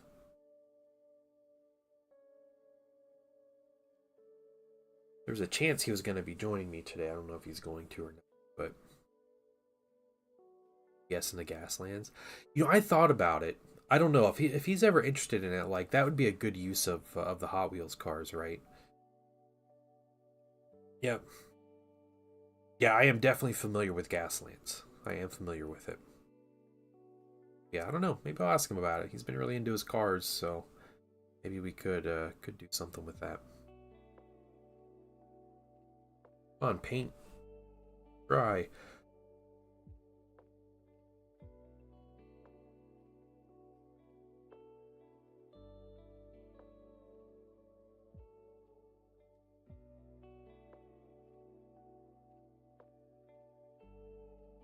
That one might be okay to dry brush. Let's see this next one.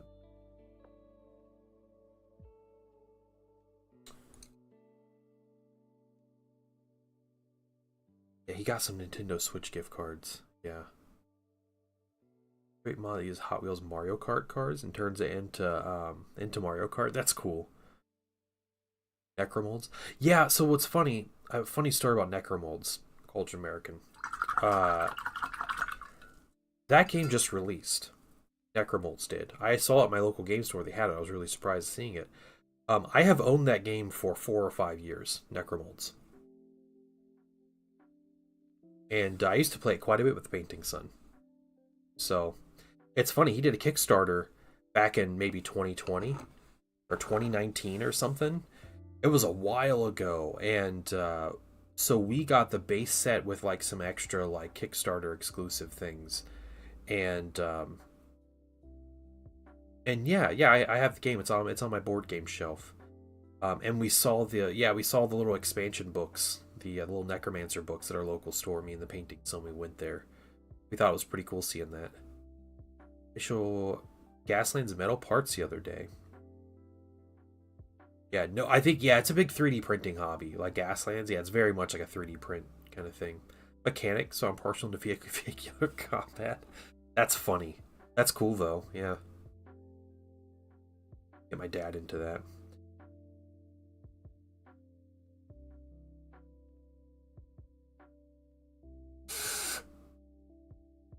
But this one might be good too.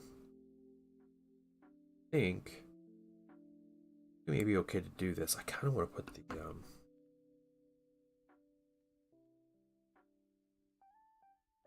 a wash on this one spot first. The bases, but I gotta get this.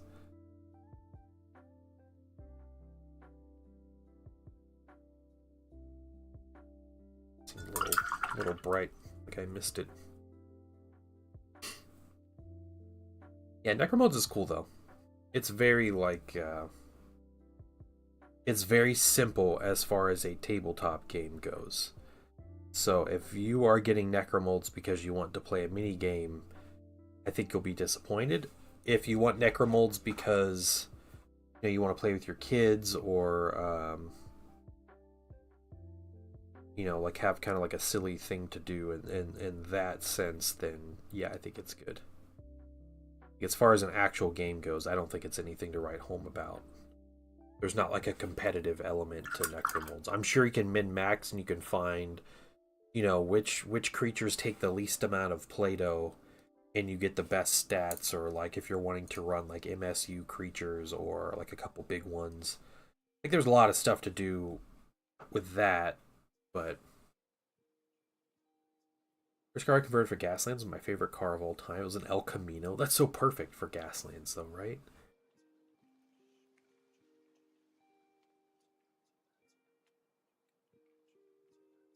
Yeah, maybe that is something to talk to competitive Play-Doh. Yeah, exactly.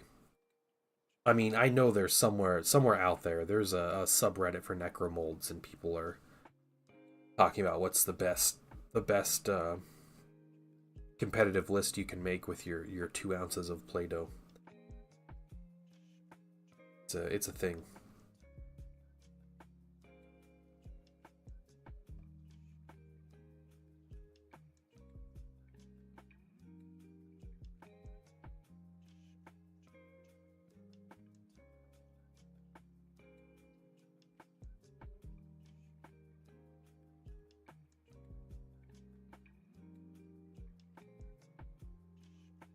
Alright, so here's what I'm going to do, I guess. We're going to pull out this bright warm gray, and we're going to try to dry brush. Is trim and reuse the squish out of the mold? Yeah, instructions unclear, 1,000 downvotes. Yeah, exactly. The answer is yes. Of course you use the squish out of the mold. Why are you asking this question?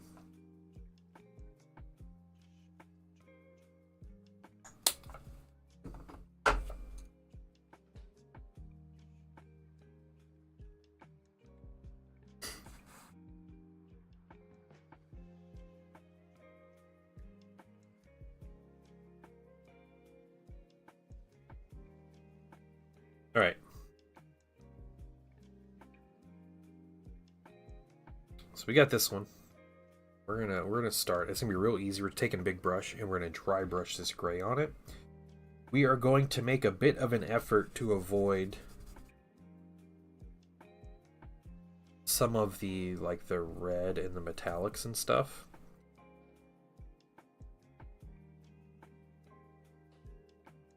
But in reality, it's fine. It doesn't make a huge difference. That brush is still a little wet. That's why. A damp brush.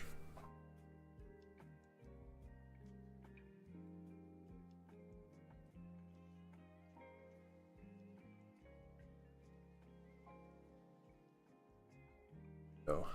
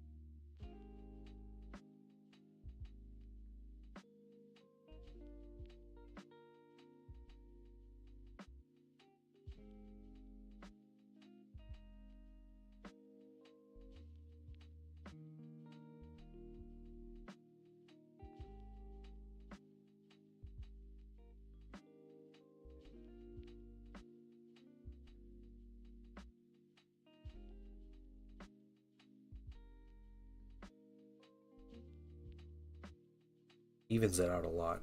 So the all that wash, it's looking a bit sketchy across the mini. All those mistakes get covered up.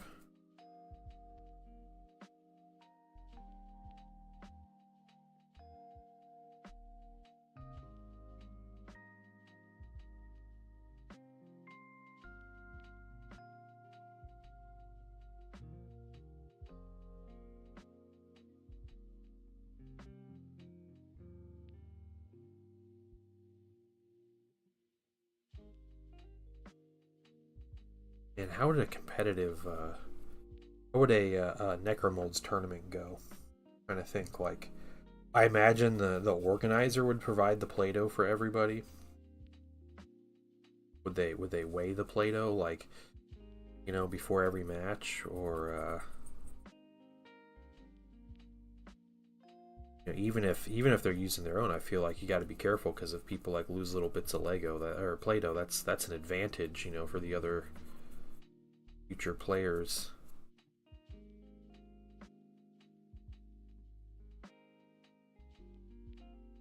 And against that one.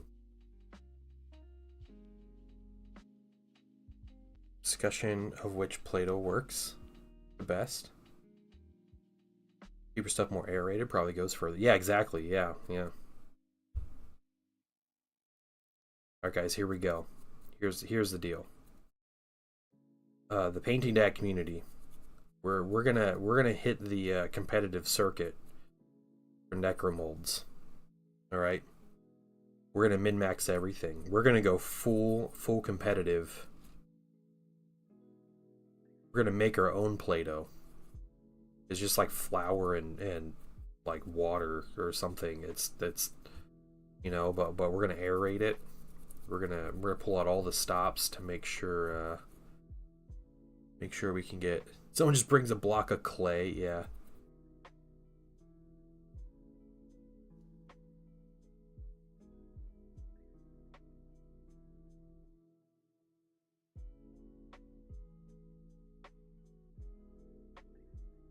Got some metal rings to smash them with. Yeah, there you go. Yeah, we have team rings. Team necromancy rings. It says TPD on them. Yeah. I did get a bunch of extra rings with the Kickstarter though. That was like one of the things that came in that set. You know, I'm wondering, I'm dry brushing pretty aggressively and I am not rubbing paint off. I'm actually wondering if it's the wash. If the wash was reactivating stuff on the mini.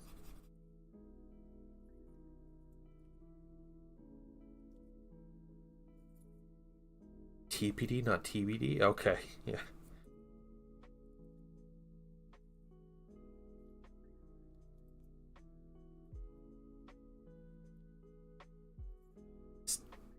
It gets more during the game, your monsters grow. Or like as you're like going to the tournament between weigh-in and because you gotta weigh in, you know. It's like the first step of the tournament right before your the matches start. So weigh in and you got a certain amount of volume and it just keeps growing.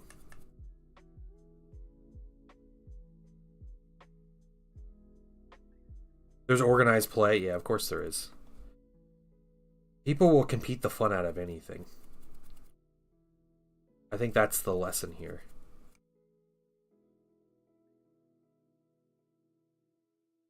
It's squishier Castillo too. It doesn't matter if it's squishier, as long as it holds. You gotta find the right ratio of yeast and everything. Air dry clay and it ruined one of their molds. Oh no. Was this person a oh, I don't even remember the name of that creepy streamer that used to watch or whatever. The Sonichu guy.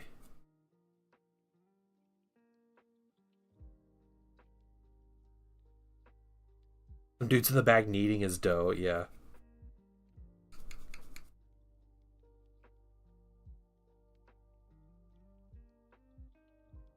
It's not a yeah. You know what's amazing, Zen? I have not heard that guy's name since you stopped streaming. It's been kind of nice. Not the right reasons, you know, like It'd be cool if you still streamed, but I completely like that whole thing left my mind until you mentioned air dry clay, and then I think of the like Sonichu or whatever.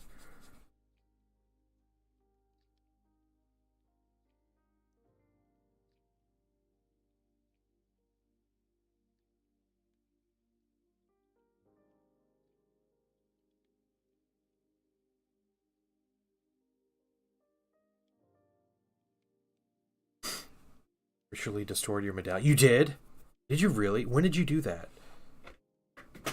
I think you said something like you were going to, like you felt like it was cursed, but build up the gluten to increase the strength. Yeah, there's like a whole ritual with end of October. Okay, all right. Did it take time for the curse to remove? Is that what happened? Or are you still like to be determined?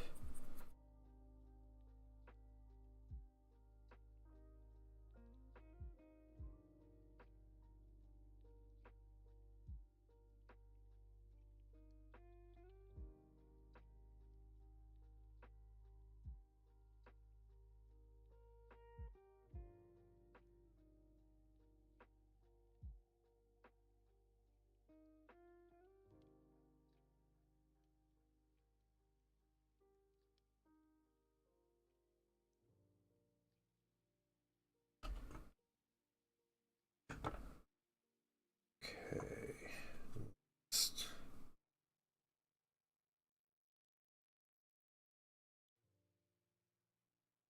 Is underwater, washing away all the paint, then put it in a baggie with salt and smash it into pieces. Jeez. So you made sure there was nothing left. Is that sounds appropriate? Anything like Curse the Mummies then needs to return to the sacred jars. The sacred jars to the tomb of Imhotep. Yeah. Yeah, the three words. Pronounce them right.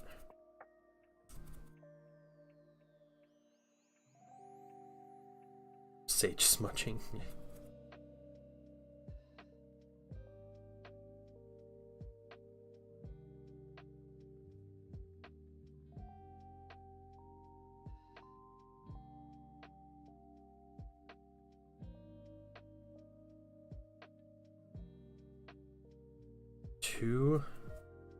Two Army of Darkness references on stream, guys. Might be my favorite stream of the year.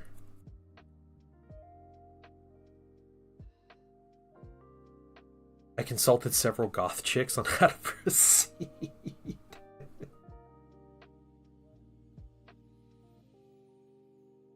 Were you just hitting up like I can imagine you just like jumping into like you're just browsing Twitch and you just see a girl and you're like, yeah, she looks goth enough, and you just jump in there and you're like, hey, I have a curse and I need help, and they just stop everything they're doing and they just like they're like there to help you lift the curse.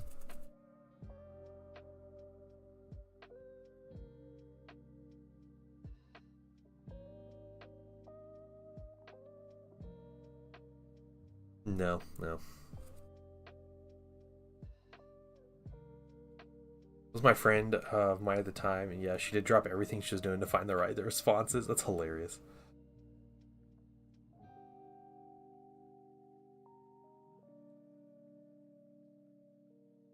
You do some light trolling.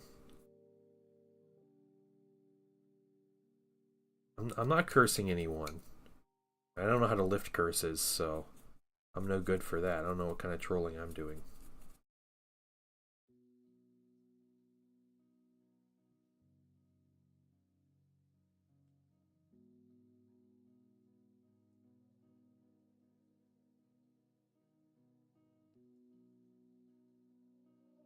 Also not looking for goth girls, so.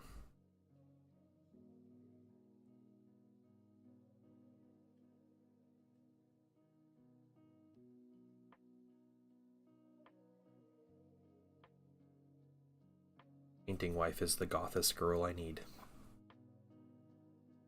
100 goth VTubers? How to get rid of a curse? You need to subscribe to their channel and donate your life savings. Yeah.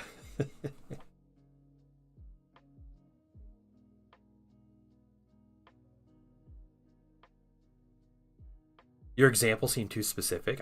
You know, it just sounds like the right thing to do, right? Like,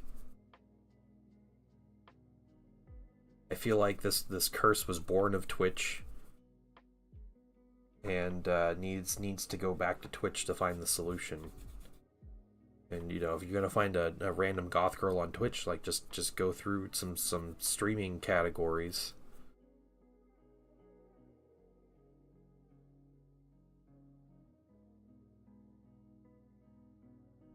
Some girl advertising her OnlyFans. Just go on there like, hey, I need a curse lifted, and she just like her whole demeanor changes. Like, all right, I'm here to help, and she becomes like man behind the computer in spy movie like mode, and is like going all in. Must return from whence it came. Exactly. Yep.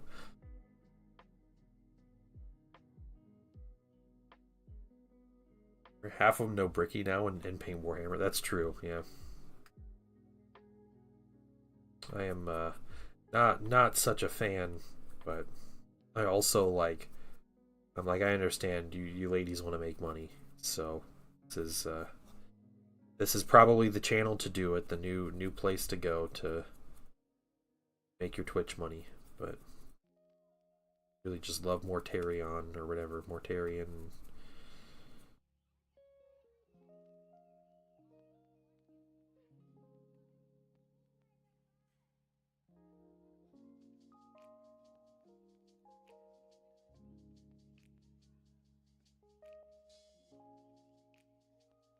Most of those people, and they suck.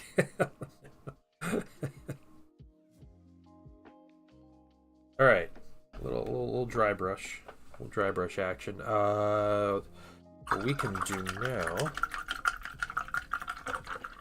is we're gonna put a diluted wash.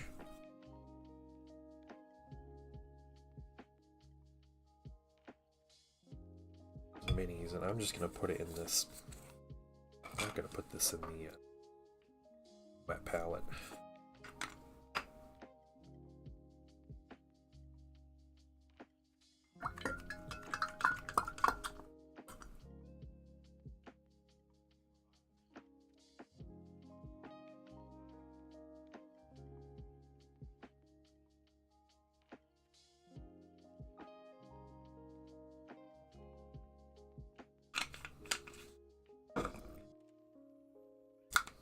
Some flow improver and some medium.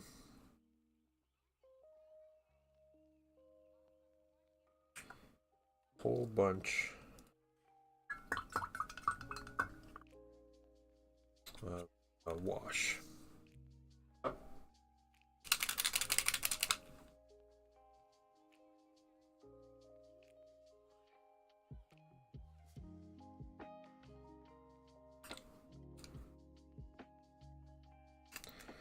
I hope that's enough, because I am not measuring that out.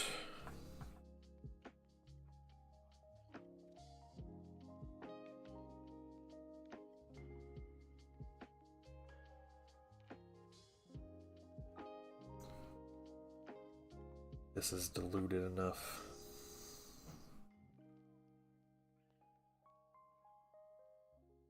Yeah, it's pretty nice.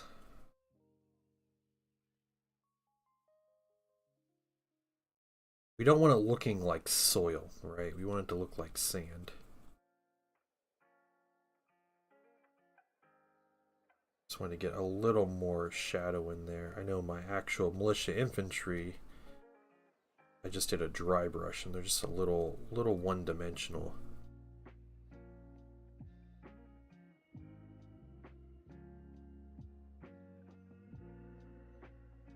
Just wanted to add a little more color into it.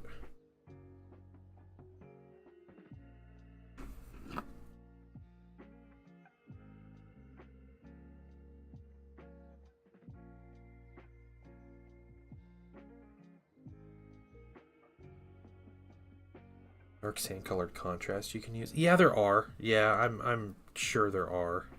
Like Agoros Dunes might be pretty good, or yeah, something around there, but this actually this worked out pretty well. Oh, that paint's still a little wet. Whoops. Well.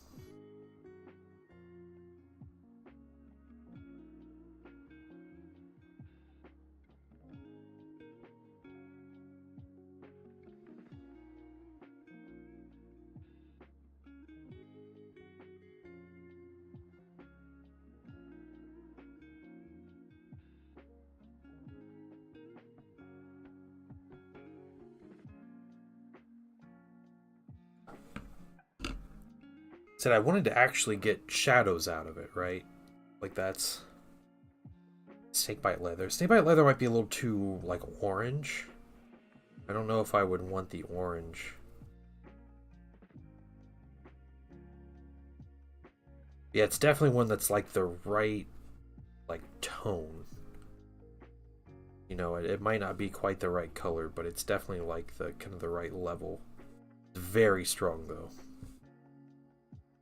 Heavy ODST, welcome. How are you doing today?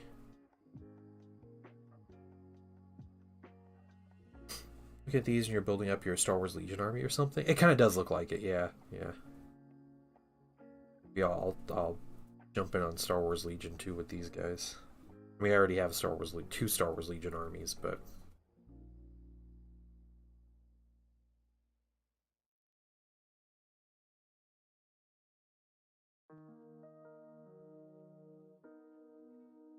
I don't have an Empire army though. If I collected another Star Wars Legion army, it'd be Rebels, especially with a bunch of plastic infantry coming out. Yeah, I feel like Agoros Dunes is where it's at.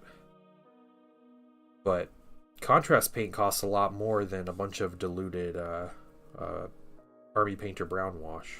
So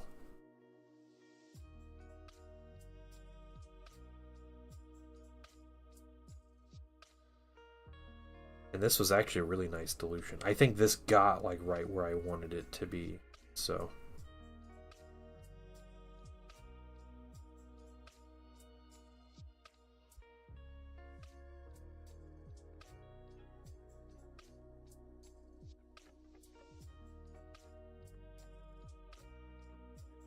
definitely happy with that color. All right, let's get some other things.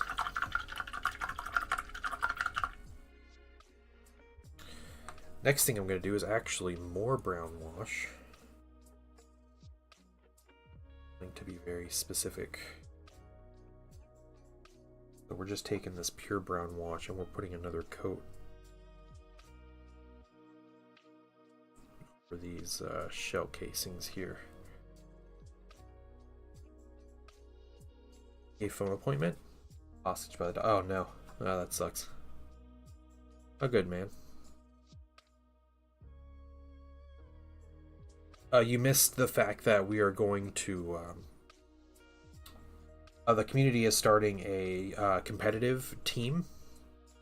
You like Art of War, but for necromolds. So we're gonna go. We're going all in on necromolds. We're gonna hit the competitive circuit as a group. We're gonna be as toxic and try hard as we can. So we're gonna find the right mixes of Play-Doh. We've already been talking about techniques on expanding the volume of the Play-Doh while keeping the weight lower. Because as far as I know, the rules are about the weight of your Play-Doh, not the volume of it. You need more volume to make more monsters. So yeah. So we're gonna hit the competitive scene for necromolds. Brown wash looks neat over the gray. Yeah, thanks. It's also dry brushed. I already dry brushed them and everything. I am painting some Sentinels. These are Sentinels for my 30k Imperialis Militia army. They all have autocannons. So yeah, that's all these are. Just some 3D prints I had and I was really liking and messing around with, and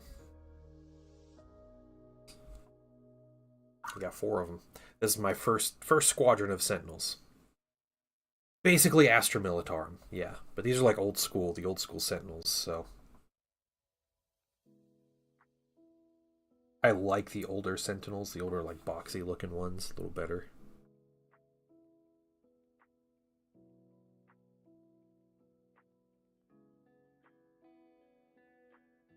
Much we should do on this red. I didn't want to highlight this red up because I like the dirty look. I don't mind the gray kind of getting dry brush, and I feel like we're going to... I'm going to put some weathering powder on them. So I don't think I want to do a whole lot of the red there. How do you feel about Solar Auxiliary Heavy Sentinels? The fridges on legs. I think they're cool. I like the Hermes Light Sentinels better, as far as aesthetic goes, but for gameplay, the Heavy Sentinels are pretty awesome. Like, they are solid units. They don't really fill a gap that the Solar Auxilia can't do already, but they're really cool. I think they're cool. They're no goofier than like a Daredeo Dreadnought, right? Like, Daredeo's a little goofy guy. Yeah, the Heresy rules are pretty crunchy.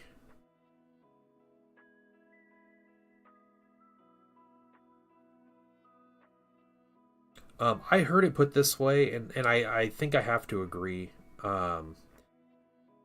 Horus Heresy and the Old World are two games made with the same purpose.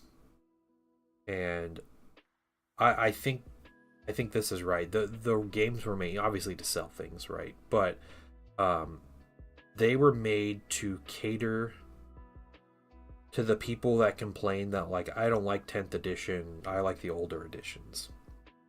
And so what GW has done is they released basically an older edition of the rules, and they kind of updated it, made it a little, a little better. But they had this older edition, so like all the old like grumbling like grognards can't just sit around and complain. Like, I just liked it better when it was this way. It's like, well, then go play this game. Like, stop whining about it. Go play this game. We have the game for you. And there, problem solved. Yeah, so there's a lot that the Horus Heresy game does better than Modern 40K, and I think I probably like the Heresy game more than Modern 40K. But I also grew up with 5th edition, 4th edition. I started at the end of 3rd in 40K, and played a lot through like 5th edition. So I was kind of getting out of it by the time like 6th and 7th came around, but. Actually, it was more or less 6th edition that got me out of the game. But some fun places. Yeah, I agree with you. I like the crunchy rules, and they talk about like 10th edition 40K added in universal special rules.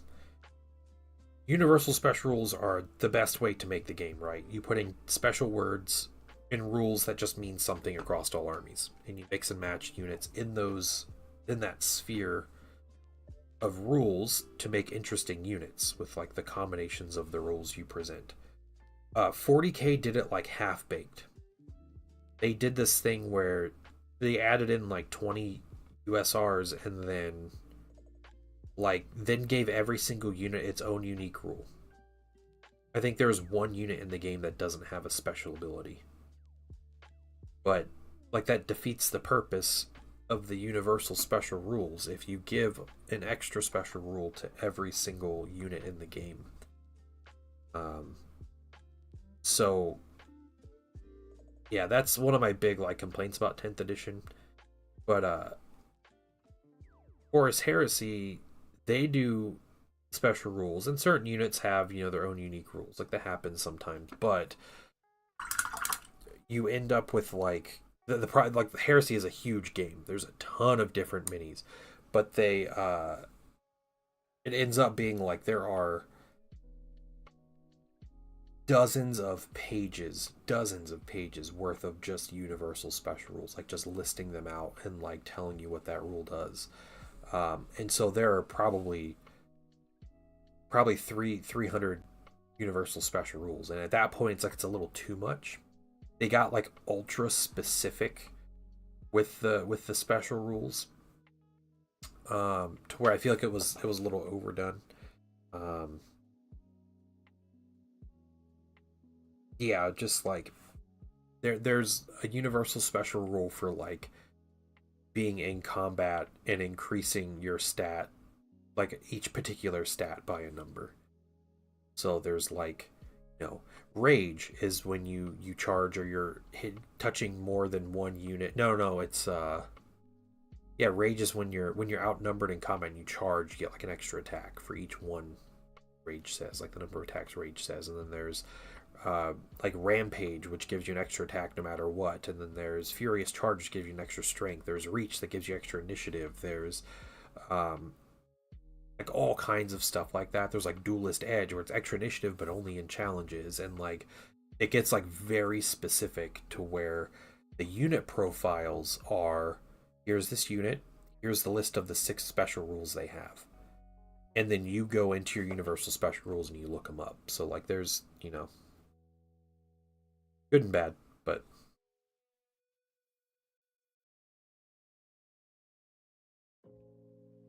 kind of like a pick your poison.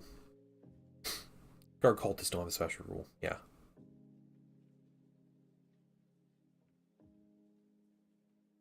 Yeah, Aslan, my thing about the unit abilities is most of them could literally just be a universal special rule. Like just about everybody has like a 3-inch deep strike. Like just give a special rule for, you know, or a 6-inch deep strike now. Just give a special rule for that, a USR. Or give a USR for like sticky objectives. You know, for re-rolling against vehicles, or yeah, like you can give universal special rules for that kind of stuff. Like the whole purpose of it is these are the rules lots of units have, and we're not going to type out all the words every time, you know. But like the older editions too, but 30k took out the other armies. No Xenos, no demons, less factions. There are demons. Yeah, demons are in Heresy. Yeah, but the yeah, I agree. Yeah, it's very much an Imperium war. So yeah, it's definitely not, it's not 40k. Yeah, it's its own thing.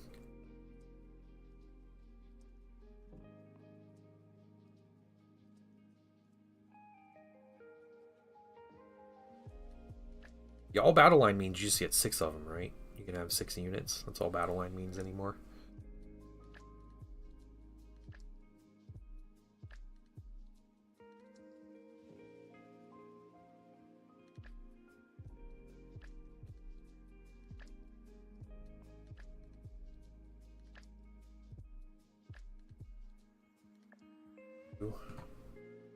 You.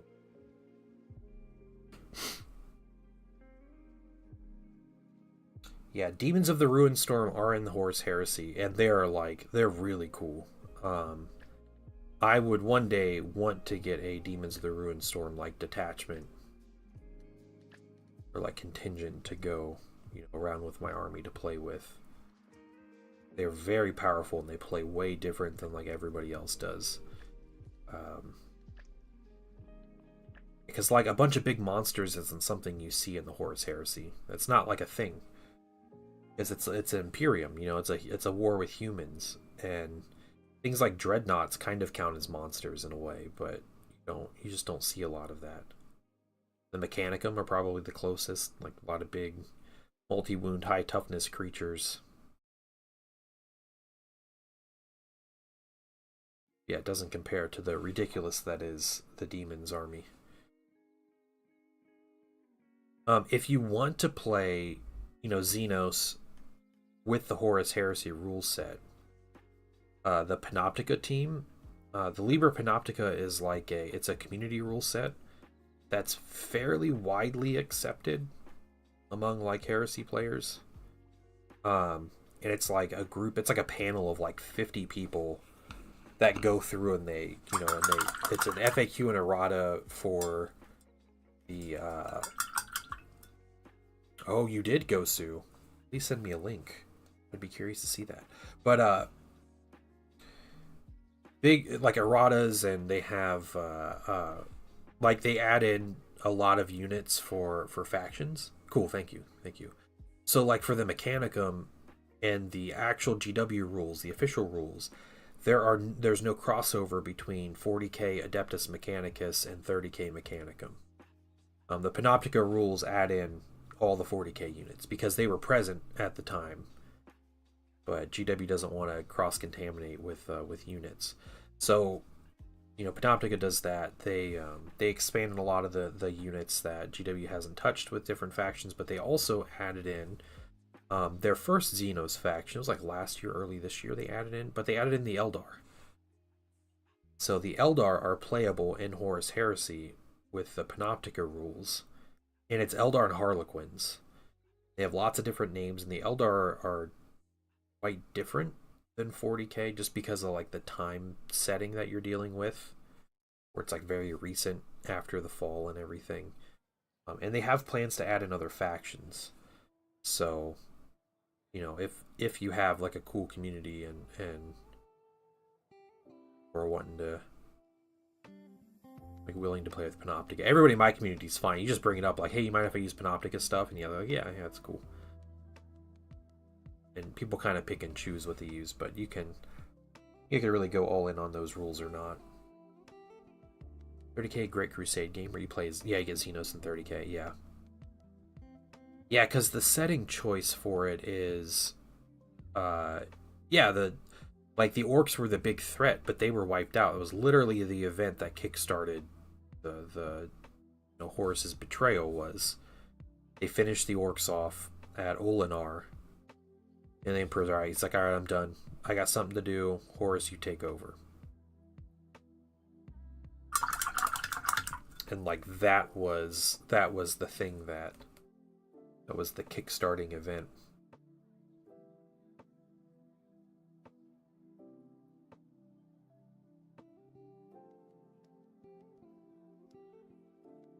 On the red. Let's see. Let's try it.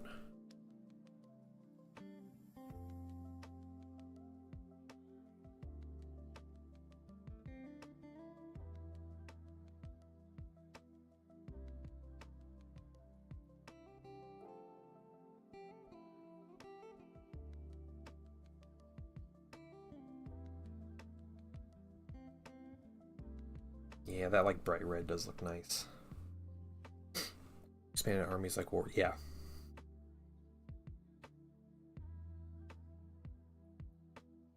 Well, Lost in the Damned are like Chaos Cultists, right? Is that right, Grants? Because that again, that's in official GW rules. So there are like Lost in the Damned in the game. Right, Night Auditor, yeah, and I think that's one of the big things about Eldar. I think there are, I think Dire Avengers are in the Panoptica, the Panoptica rules for Eldar, but otherwise it's like weird like proto units and like Harlequins. Like that's pretty much it. Yeah, and Grants, I think I think you're simplifying it, because it's not just Marines, Guards, and Chaos Demons, because it's, there's Space Marines, but then when you deal with Space Marines, there's 18 different factions, or I guess more like 20 different factions of Space Marines, and the differences between the Legions and Heresy are more prevalent than the differences between entire factions and armies in 40k.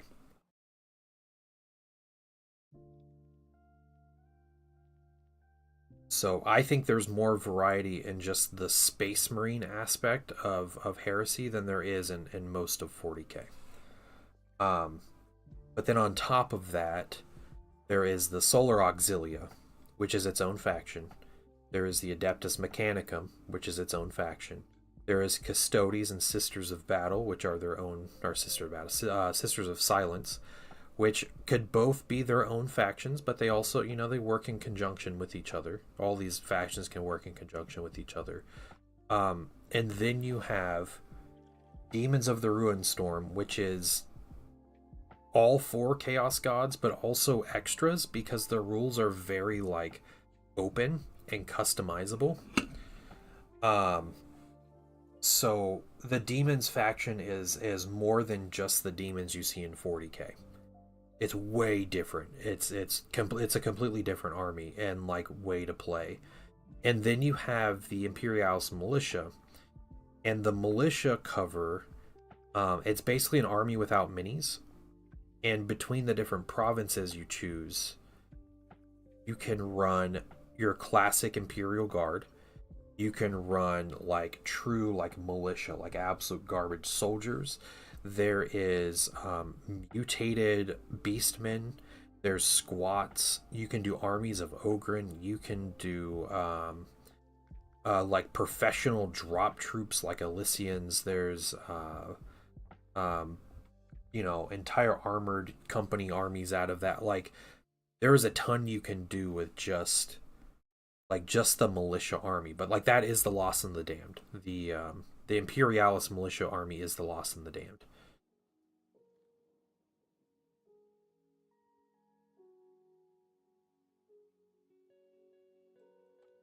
Hey, three geese in a trench coat. Welcome back. Yeah, I would love to see Xenos. Yeah, like a Great Crusade book with like the Xenos that are that are gone by the time the Crusade is done. Like that would be cool. Yeah.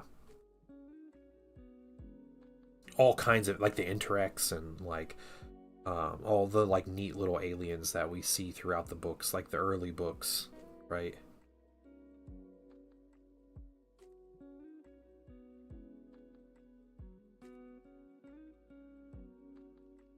Grey Knights Inquisitors didn't exist yet. That's right.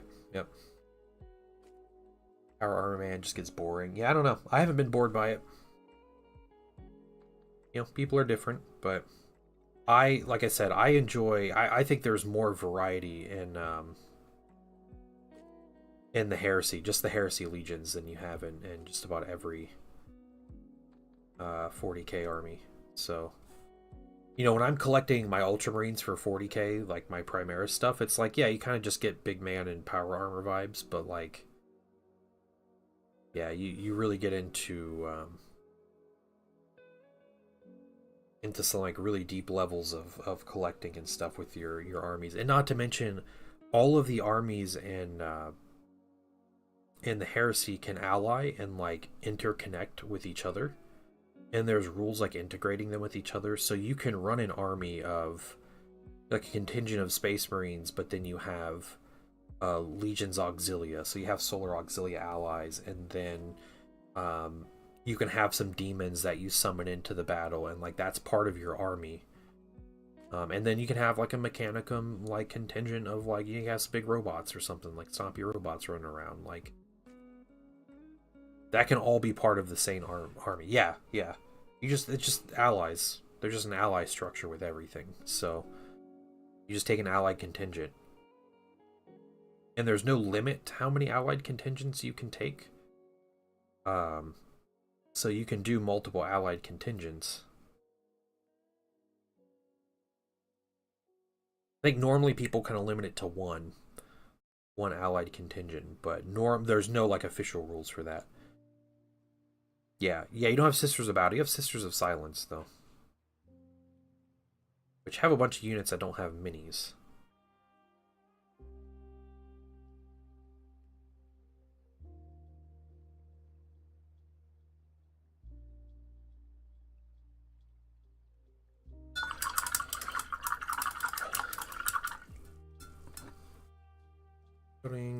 And painting tips.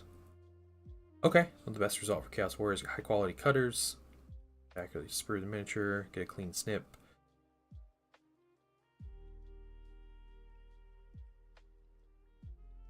Okay, yeah. So you'll still need a like a hobby knife to trim. Even the best like clippers won't get off like everything, like every connection from the sprue. So you'll need a knife regardless. It's a lot quicker and easier to use a knife than it is to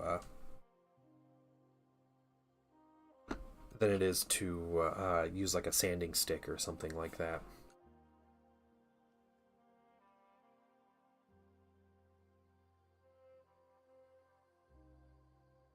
Imperial soup. Yeah, there's a bit of Imperial soup going on. Yeah. But again, when you think of like Imperial soup in 40k is a lot different than Imperial soup in 30k. Because Imperial soup in 30k has like the craziest variety of units. Like you're not just, like, yeah, there's a lot of like humans, but then you have, like the sheer variety of units. Like just the legions, like the Astartes legions have, I don't know, 150 different units that you can select from, which doesn't sound so crazy when you look at it for like Space Marines and 40k had like 200 like data sheets, but a data sheet has no options to it. You know, when you say you have one unit that is a centurion, like a lieutenant level character, and that centurion has 20 different like subclasses basically that you can choose for him, and then you equip him with the gear you want him to have. And then you talk about like every unit has, there's way more. It's so much deeper game than 40k when you're grabbing your options. I mean, if you want to look at the game and you want to say Space Marine bad and you just don't want to play it, that's fine. Like that's totally cool. But I do not accept that the game is bland or boring or doesn't have variety just because it features Space Marines and it's about the Imperium.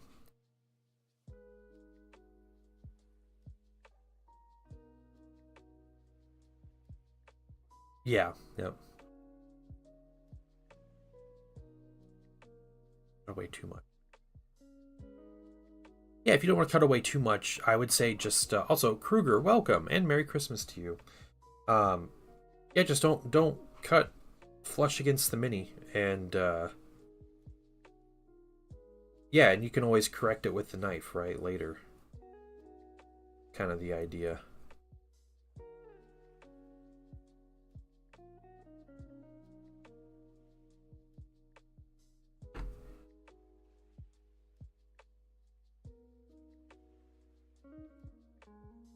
Jump back on them slow centurion units.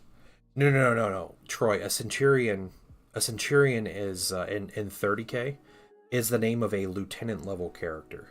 There are no like centurion armored Space Marines like you see in 40k.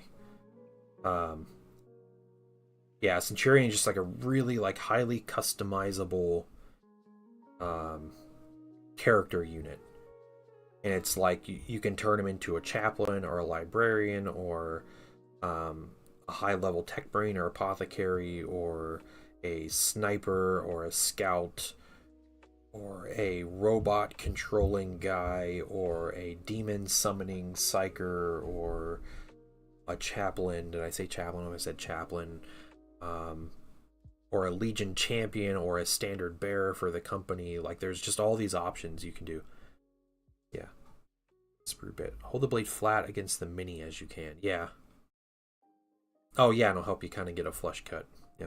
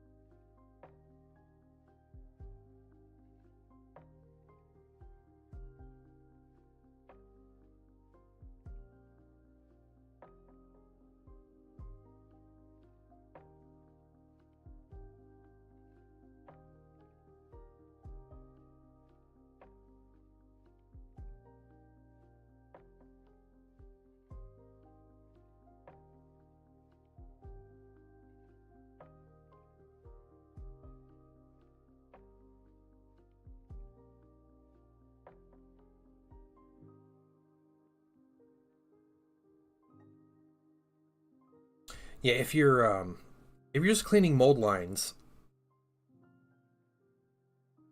you can do it with the dull side of the blade and you kind of scrape across the mini with it.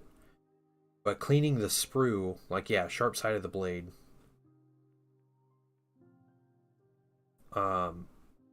you don't want to.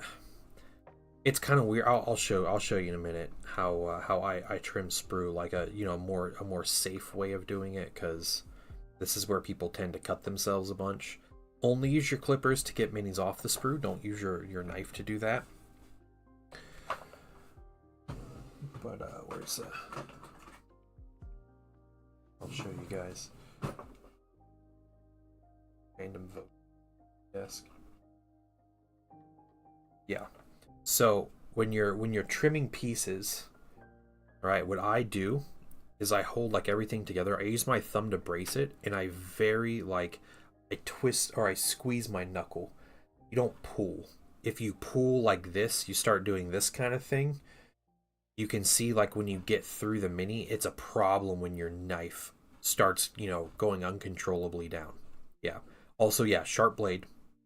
Yeah, you don't want a dull hobby blade, but you can take I always brace the mini, and then I gently rock or squeeze. You apply pressure. You try to do like an even amount of pressure through it.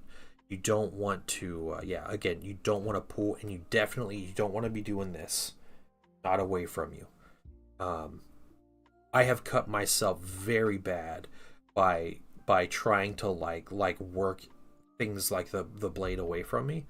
So I only cut toward myself, but you squeeze. Okay? Yeah, squeeze your knuckles. Yeah. Okay, it's the even pressure, as gentle as you need to be. Not trying to go through it. It's better to take your time with it than to be quick and to cut yourself. So you don't want to do that. So just be careful.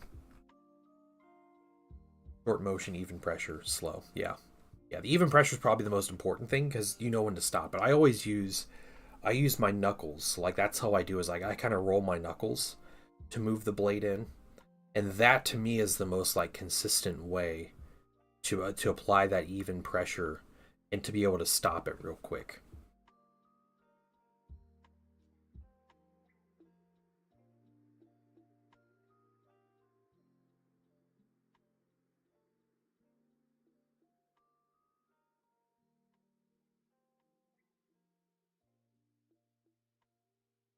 I cut my first model when I started forcing the pressure. Yeah.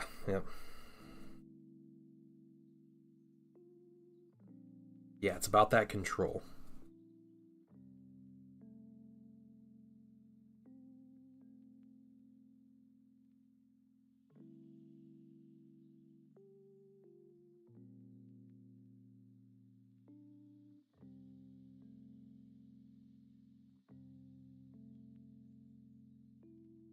Just using some black brown, the color I've been using.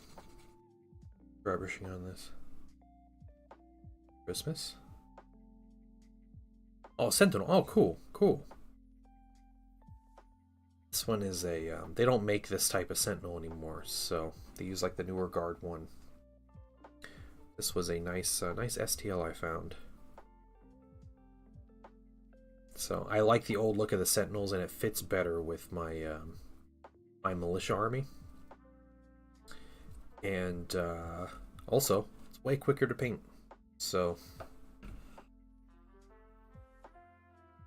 I am one to take the easy route on that kind of stuff.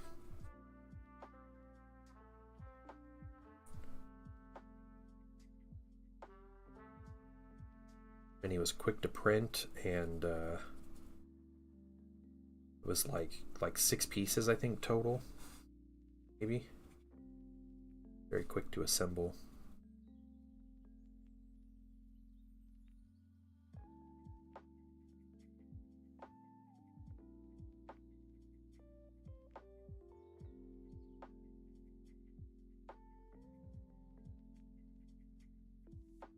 These 4 Sentinel minis, I think a minimum, I think they're 160 points. 40 points each. Unless you play Panoptica rules, they made them cheaper because they're not very good. But hey, Aaron Arslan, welcome. How are you doing?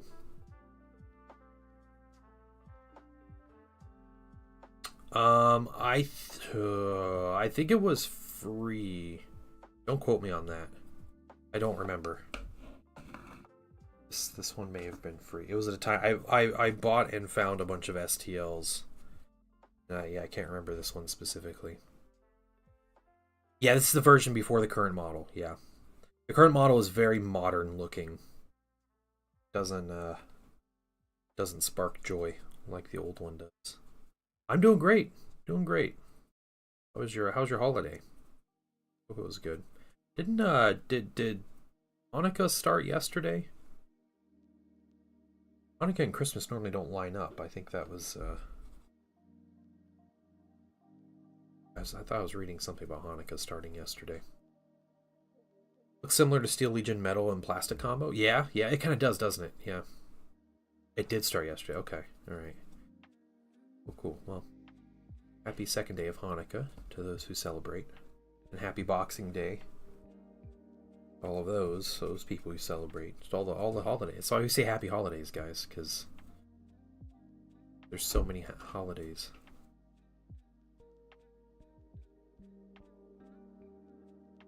Yeah, he's just doing his thing, isn't he? That's cool. I hear the magnetiles. I hear them clicking.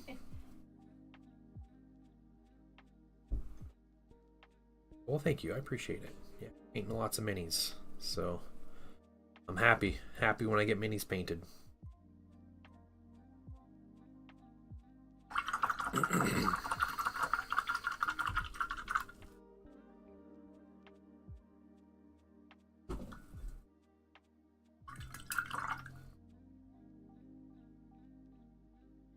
The next squad of sentinels I make up and paint, I'm gonna give them multi-meltas.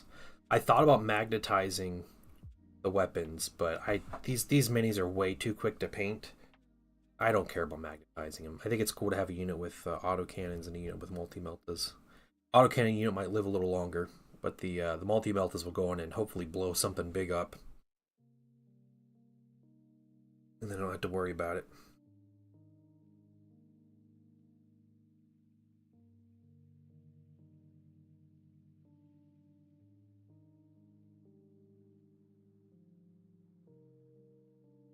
Base to dry.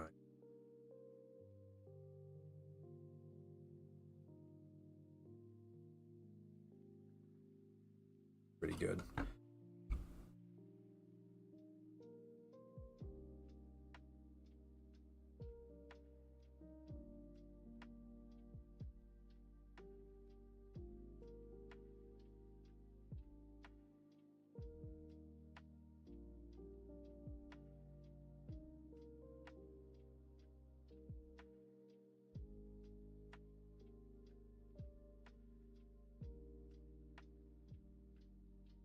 Multi-meltas are my favorite weapon. Yeah.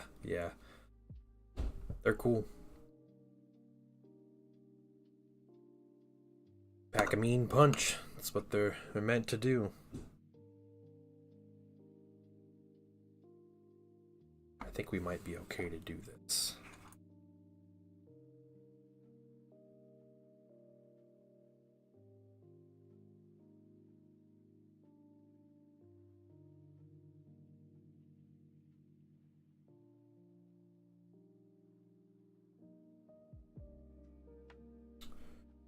Alright, we're going to dry brush.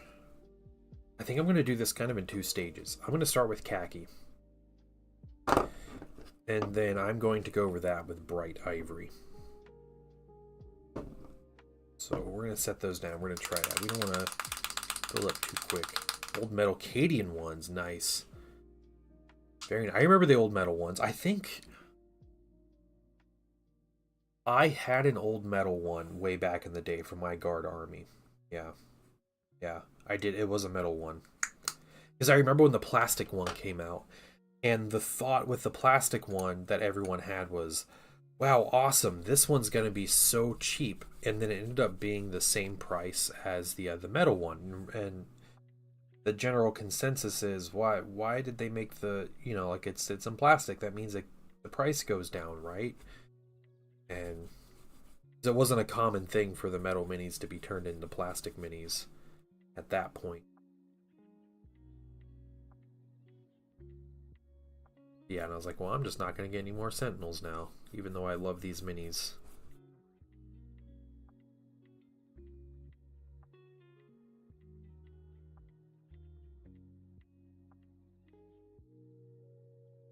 too rough on the sand.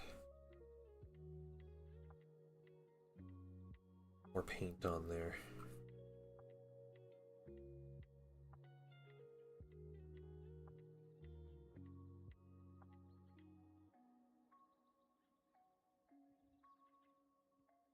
Khaki's such a good color. I did not like this color when I got it. I was really disappointed.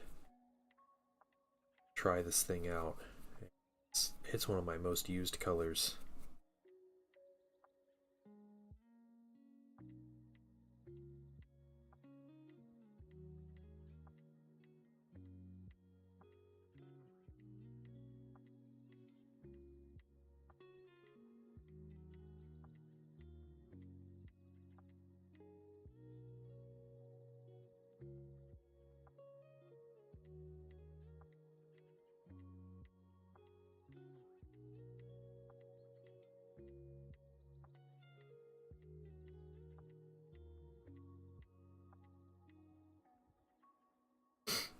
The rims in these minis are basically, yeah, basically. I might put some transfers on these minis though. We'll see. That's 118, yeah. A little close. We'll see. Yeah, I did see the new Fulgrim. Yeah, we talked about him earlier. I really like the new Fulgrim mini. Yeah, I think as far as the 40k Demon Primarchs go, I think it's the best looking one. And I'm maybe like it as much as 30k Fulgrim. The 30k Fulgrim has a lot of like technical things that are really good about it with the sculpt. But I like some of the design choices for 40k. Classic Princes weren't too bad. Yeah, the original plastic price. Yeah. So I started with Middle Earth. You know, Middle Earth minis were always dirt cheap, but $20 for 24 minis or whatever. But I remember when I got into Warhammer Fantasy, I remember my regiment of Dark Elf warriors. It was $20 for the box of 16 plus 3 dudes for command, maybe, or just 16 total. But then yeah, you get like 20 goblins for $20, or first getting into 40k, and they had the new plastic Cadians that came out in 3rd edition, 4th edition. I think it was 3rd edition. And 4th edition. It was 4th. I remember it was 20 Cadians for $20. We got that set for $20. First of all, let me take just a moment to thank you for allowing me back into your home. And it was great. Super Shotgun Love, welcome.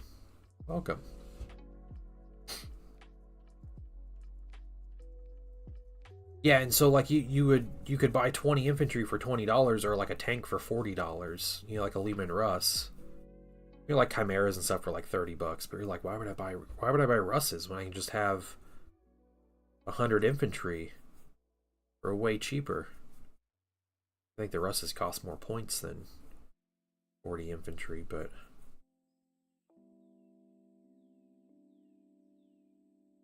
late 3rd. Eye of Terror time. Yep. I have those white dwarfs. Yeah, I still have those. It's been a little while since I looked through them, but the that's one of my favorite 40k battle reports. Is when those Cadians came out. It was the 4th edition Guard Codex came out, and I have the 4th edition Codex, and it's wonderful. But there was a battle report where it was Imperial Guard versus Orcs. And they're using all these new Cadian plastic minis and the new Kasserkin and stuff. But it was different because the Orcs were defending. The scenario was the Orcs were defending an outpost, and the Guard were attacking the outpost. And so I think the guy had like a full infantry army. It was like 120 infantry, which is like a massive amount. A ton of heavy weapons teams, and they had like sentry rules. So the Orcs couldn't, like the Guard would try to sneak up as close as they could to the Orc positions, and then until the Orc alarm got raised, and he ended up working it to like where he got into position and he fired like a huge like opening salvo before the Orcs were alerted to what was going on. It was like a crazy bloody battle. It was great. And that was when the Guard had the traits for your regiment traits, so you'd pick traits. And you'd pick like positive and negative. No, the guard ones you didn't have to pick negative traits. They had them built into the codex. The 4th edition Space Marine Codex, you could make your own chapter, and you would pick positive and negative traits based on the traits you picked. Yeah, Metal Castrican came out with the 4th edition Codex. They were in that battle report too. Those are amazing minis.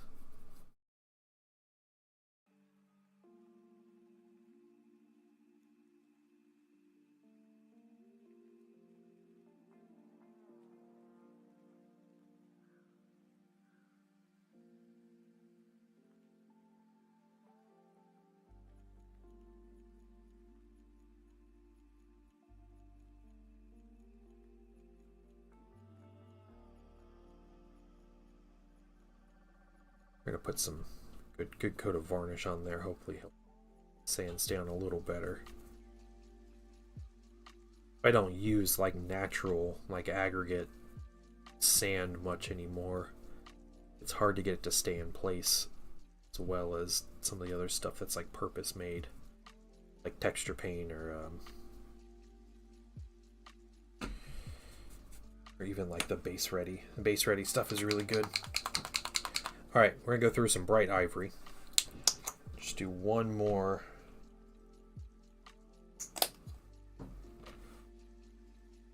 Final coat.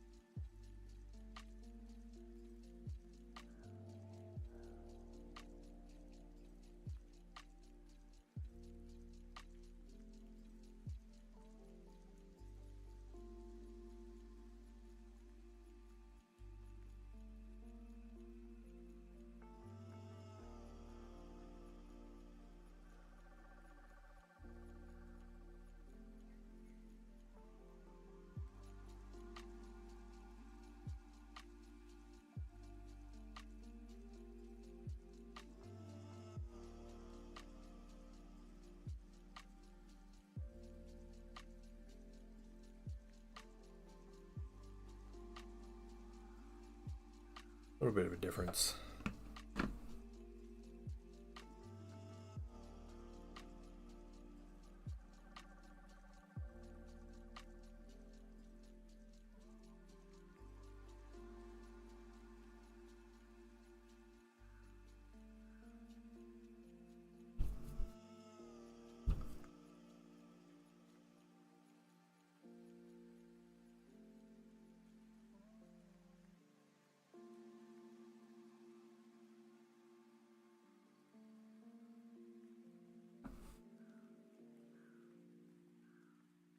Definitely some more things I can do on these guys, so maybe not completely finished on stream, but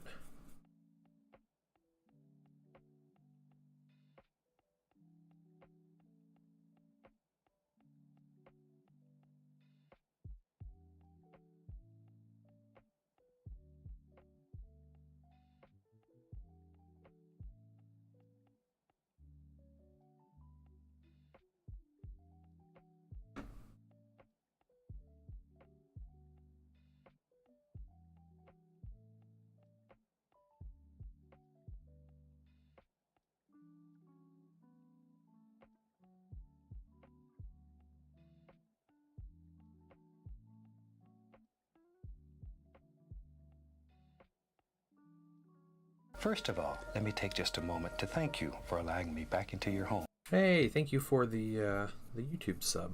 Welcome in.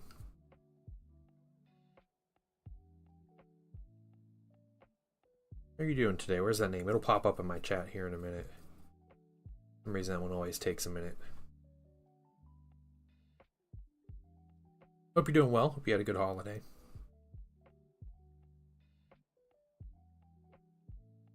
Alright. We did the bases. We can do the base rims.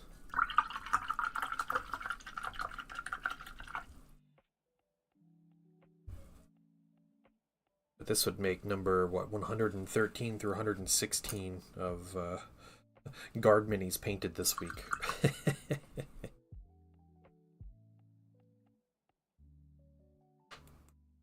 Currently painting Astra Militaire and Wyvern. Oh, nice. Very cool, man. Very cool. You follow her. Oh, Super Shotgun Love. Oh, okay, cool. Cool. Oh, weird. Okay, so it's showing that. Why'd that show up so late? Streamlabs or stream or whatever it is.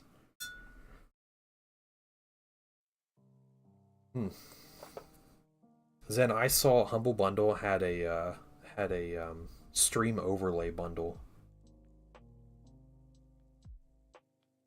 I'm gonna ask you if that was gonna be worth it. I just go get some pre-made stream overlays, deep or something.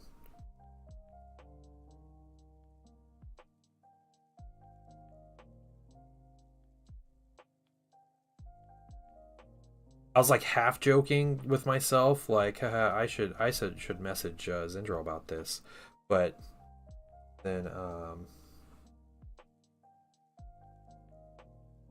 was like, nah, it's probably ridiculous. But I was like, also like, Magnetizing Lehman Rust I got from a local game store. Christmas party. Dang, okay. I don't remember. I didn't look into it much more than that. But maybe I'll go look after stream. Because like I know you can find a ton of stuff free, but the free stuff is always, you know, it's really hit or miss.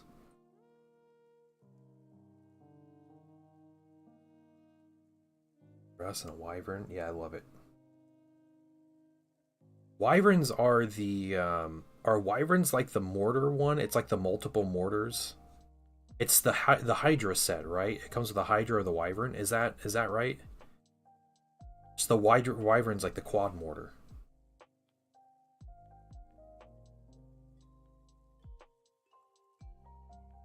Yeah, it is. Okay, very cool. Very cool.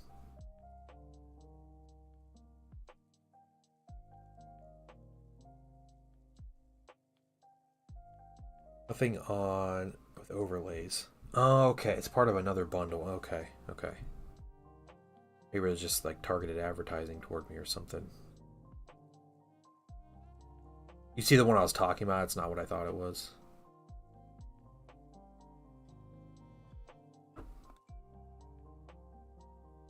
Or the Get Wrecked bundle. I don't know what Get Wrecked is. What I want is a salamander. Yeah, that's cool. I bet you could find STLs for salamanders.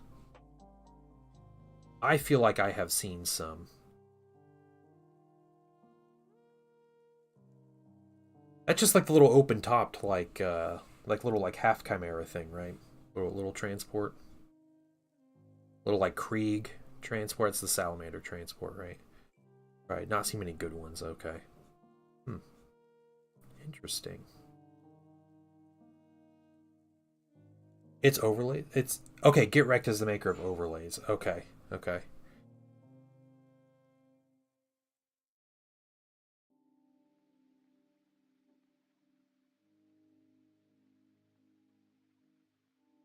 Well, if I show up next week with fancy overlay, you guys know I got the humble bundle.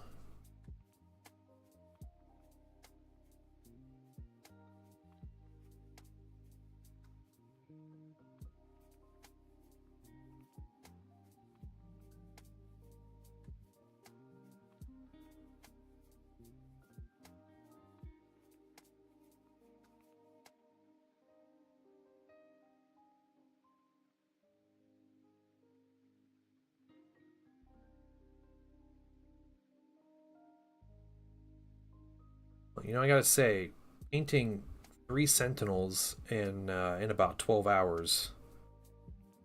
You know, from prime and then going to bed, then waking up and painting more. That's not bad. You know, it's about 3 hours to go from base coat to, you know, a level I could call finished for a good tabletop standard.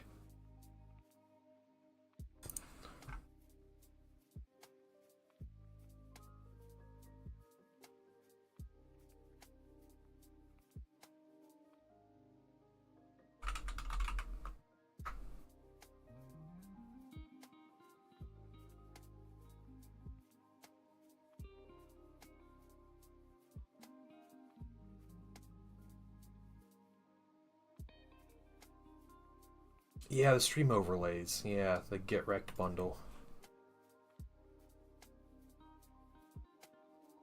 20, is that 25 to give it?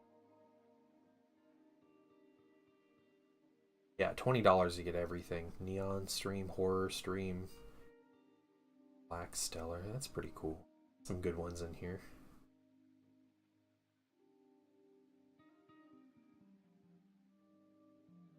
Several Sentinels from my GSC Brood Brothers. Hey, Smago, what's up? Armored Sentinels? Yeah, Armored Sentinels are cool. Yeah. Unique. Hit up Fiverr. Yeah. Yeah, so I had done I paid Fiverr, some people on Fiverr for some things before related to stream. I had someone make my badges, the sub badges. If you're a subscriber, you get your glass of paint water that gets dirtier the longer you sub. That was a really good creator on Fiverr. I also tried to I paid for a YouTube intro. And I was like, I just want something like catchy, like a little, like 3 second like thing. It was a horrible experience.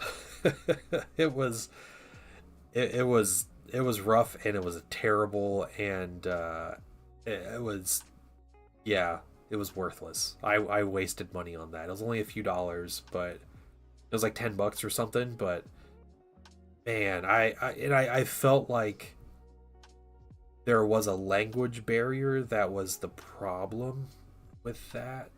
So, but like maybe, yeah.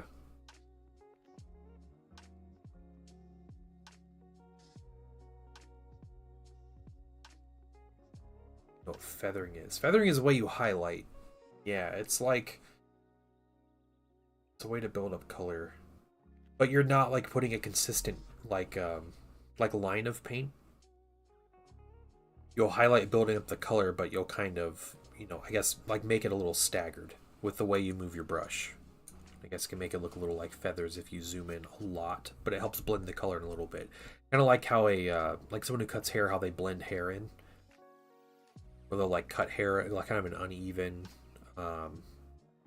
parts, and then like make it kind of more full. Yeah, Yoshi, I get on Fiverr a lot of this, because they tell you like to get more business on Fiverr, like show your face, right? Like so people see you. It's like more personal and everything. You see like a 22-year-old white girl, her picture's on there, and it ends up being the whole company is from Pakistan. It's like there's a lot of that, a lot of like businesses like that on Fiverr. I'm always like leery of trusting the Fiverr people. As someone who used to sell on Fiverr a whole bunch, you know what I can do? Here's what I can do.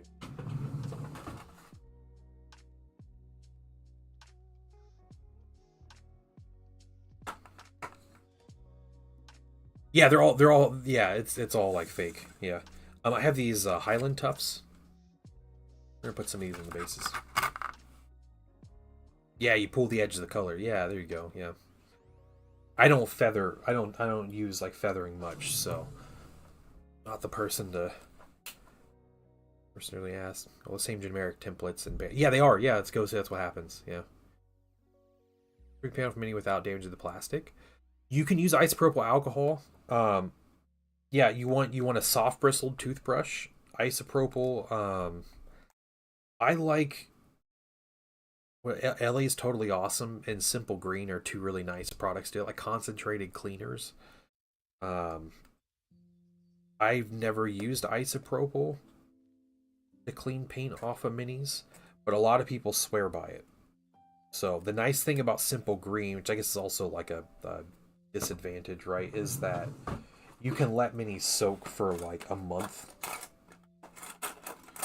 and it's not going to damage anything. But then again, like you need to let things soak for a couple days with the cleaners, or it's not going to work well enough. And it'll take multiple passes and everything.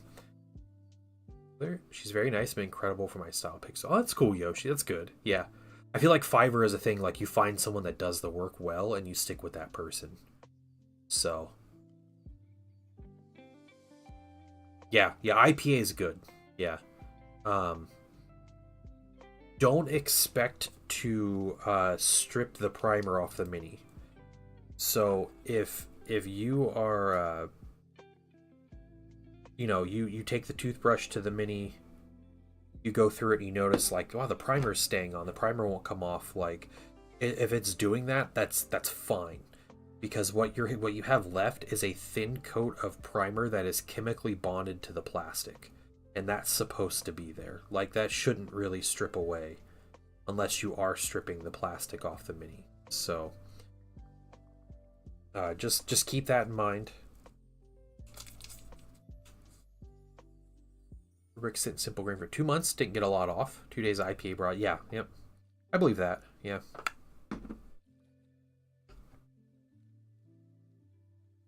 Down Death Guard. Yeah, you definitely want to strip your paint.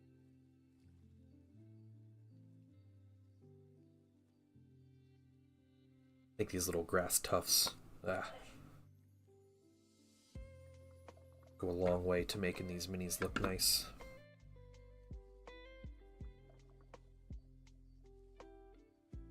As long as there's no loss of detail. Yeah. And again, a soft bristled toothbrush.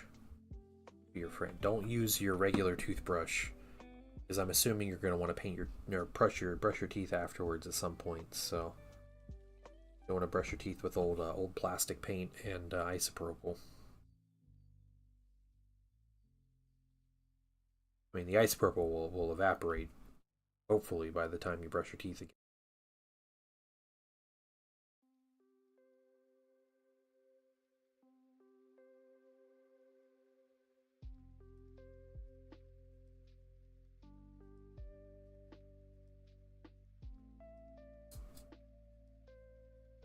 The paint tastes so good, I'm sure.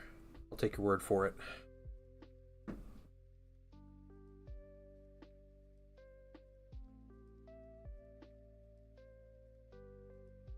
I've never been one to lick my brush.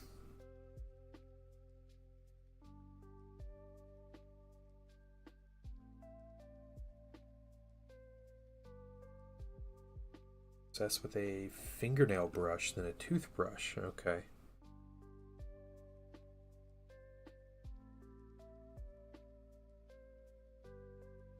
Yeah, I think if you're patient with a toothbrush and a Q-tip is also a nice couple Q-tips are probably really helpful for like some of the like inner details. And a toothpick, yeah, toothpicks are also really nice for getting in, like gently scraping out like the real like inner recesses. By licking your brushes and one day switch to mineral spirits. Oh yeah.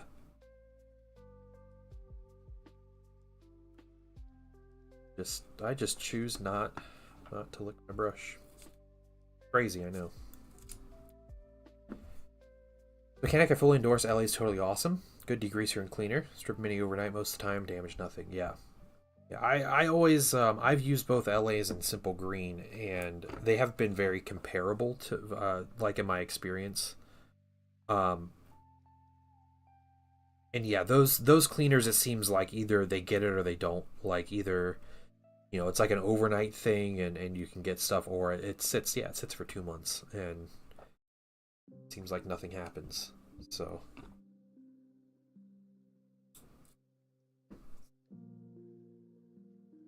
tufts.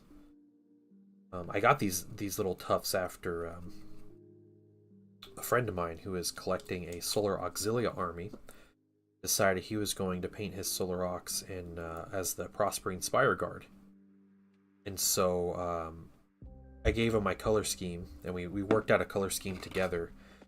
And he sent me a picture of a finished mini, and he had this little tuft on there, and I was like, "What is that? Like that's so perfect, so perfect for the minis. Like it's a great like color, and it's the design really well and everything." So yeah, he told me it was the Highland Tufts from Army Painter.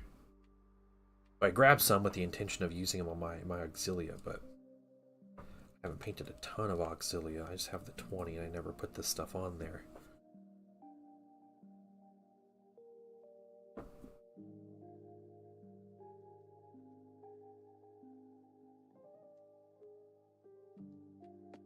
Just putting a little super glue on the bottom. And I press down the edges. They sit flat.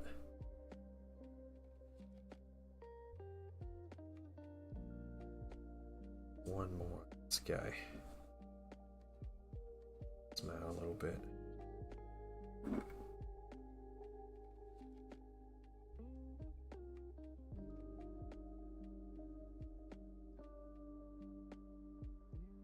Simple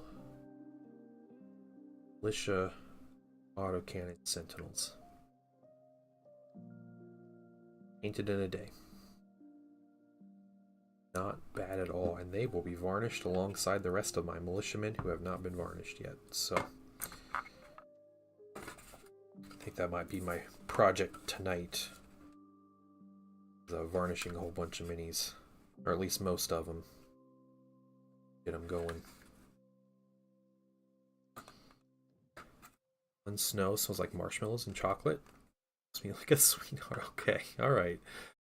Only problem with LA's is Mrs. Draw, and I fight over it. Yeah, you just gotta buy it like you know, in like an industrial sized barrel. She cleans it and you just borrow it as you need to. Unlike your brush, you never get to taste the delicious Nuln oil. Yeah, I've heard it tastes good. I have heard that. All right, I think we are going to call the stream there. And yeah, I plan on streaming Sunday night. So I should be back on Sunday. And yeah, maybe probably painting. Maybe painting. I might play some more Star Wars though. I've been really into Empire at War. So maybe we'll play a little more of that. I don't know. We'll figure something out. We buy IPA by the hundreds of gallons on Amazon. Nice, there you go. For the typical 3D print, printer. First of all, let me take Hey, Heavy ODST, thank you so much for the follow, man. Thank you, I appreciate it. It was great meeting you. Great chat with you guys today. And yeah, I hope you guys have a wonderful weekend. You guys get to do some fun stuff this weekend, and you're not like too swamped with being stuck with family or something. But I will see you guys Sunday. And you guys have a wonderful. Bye, everybody.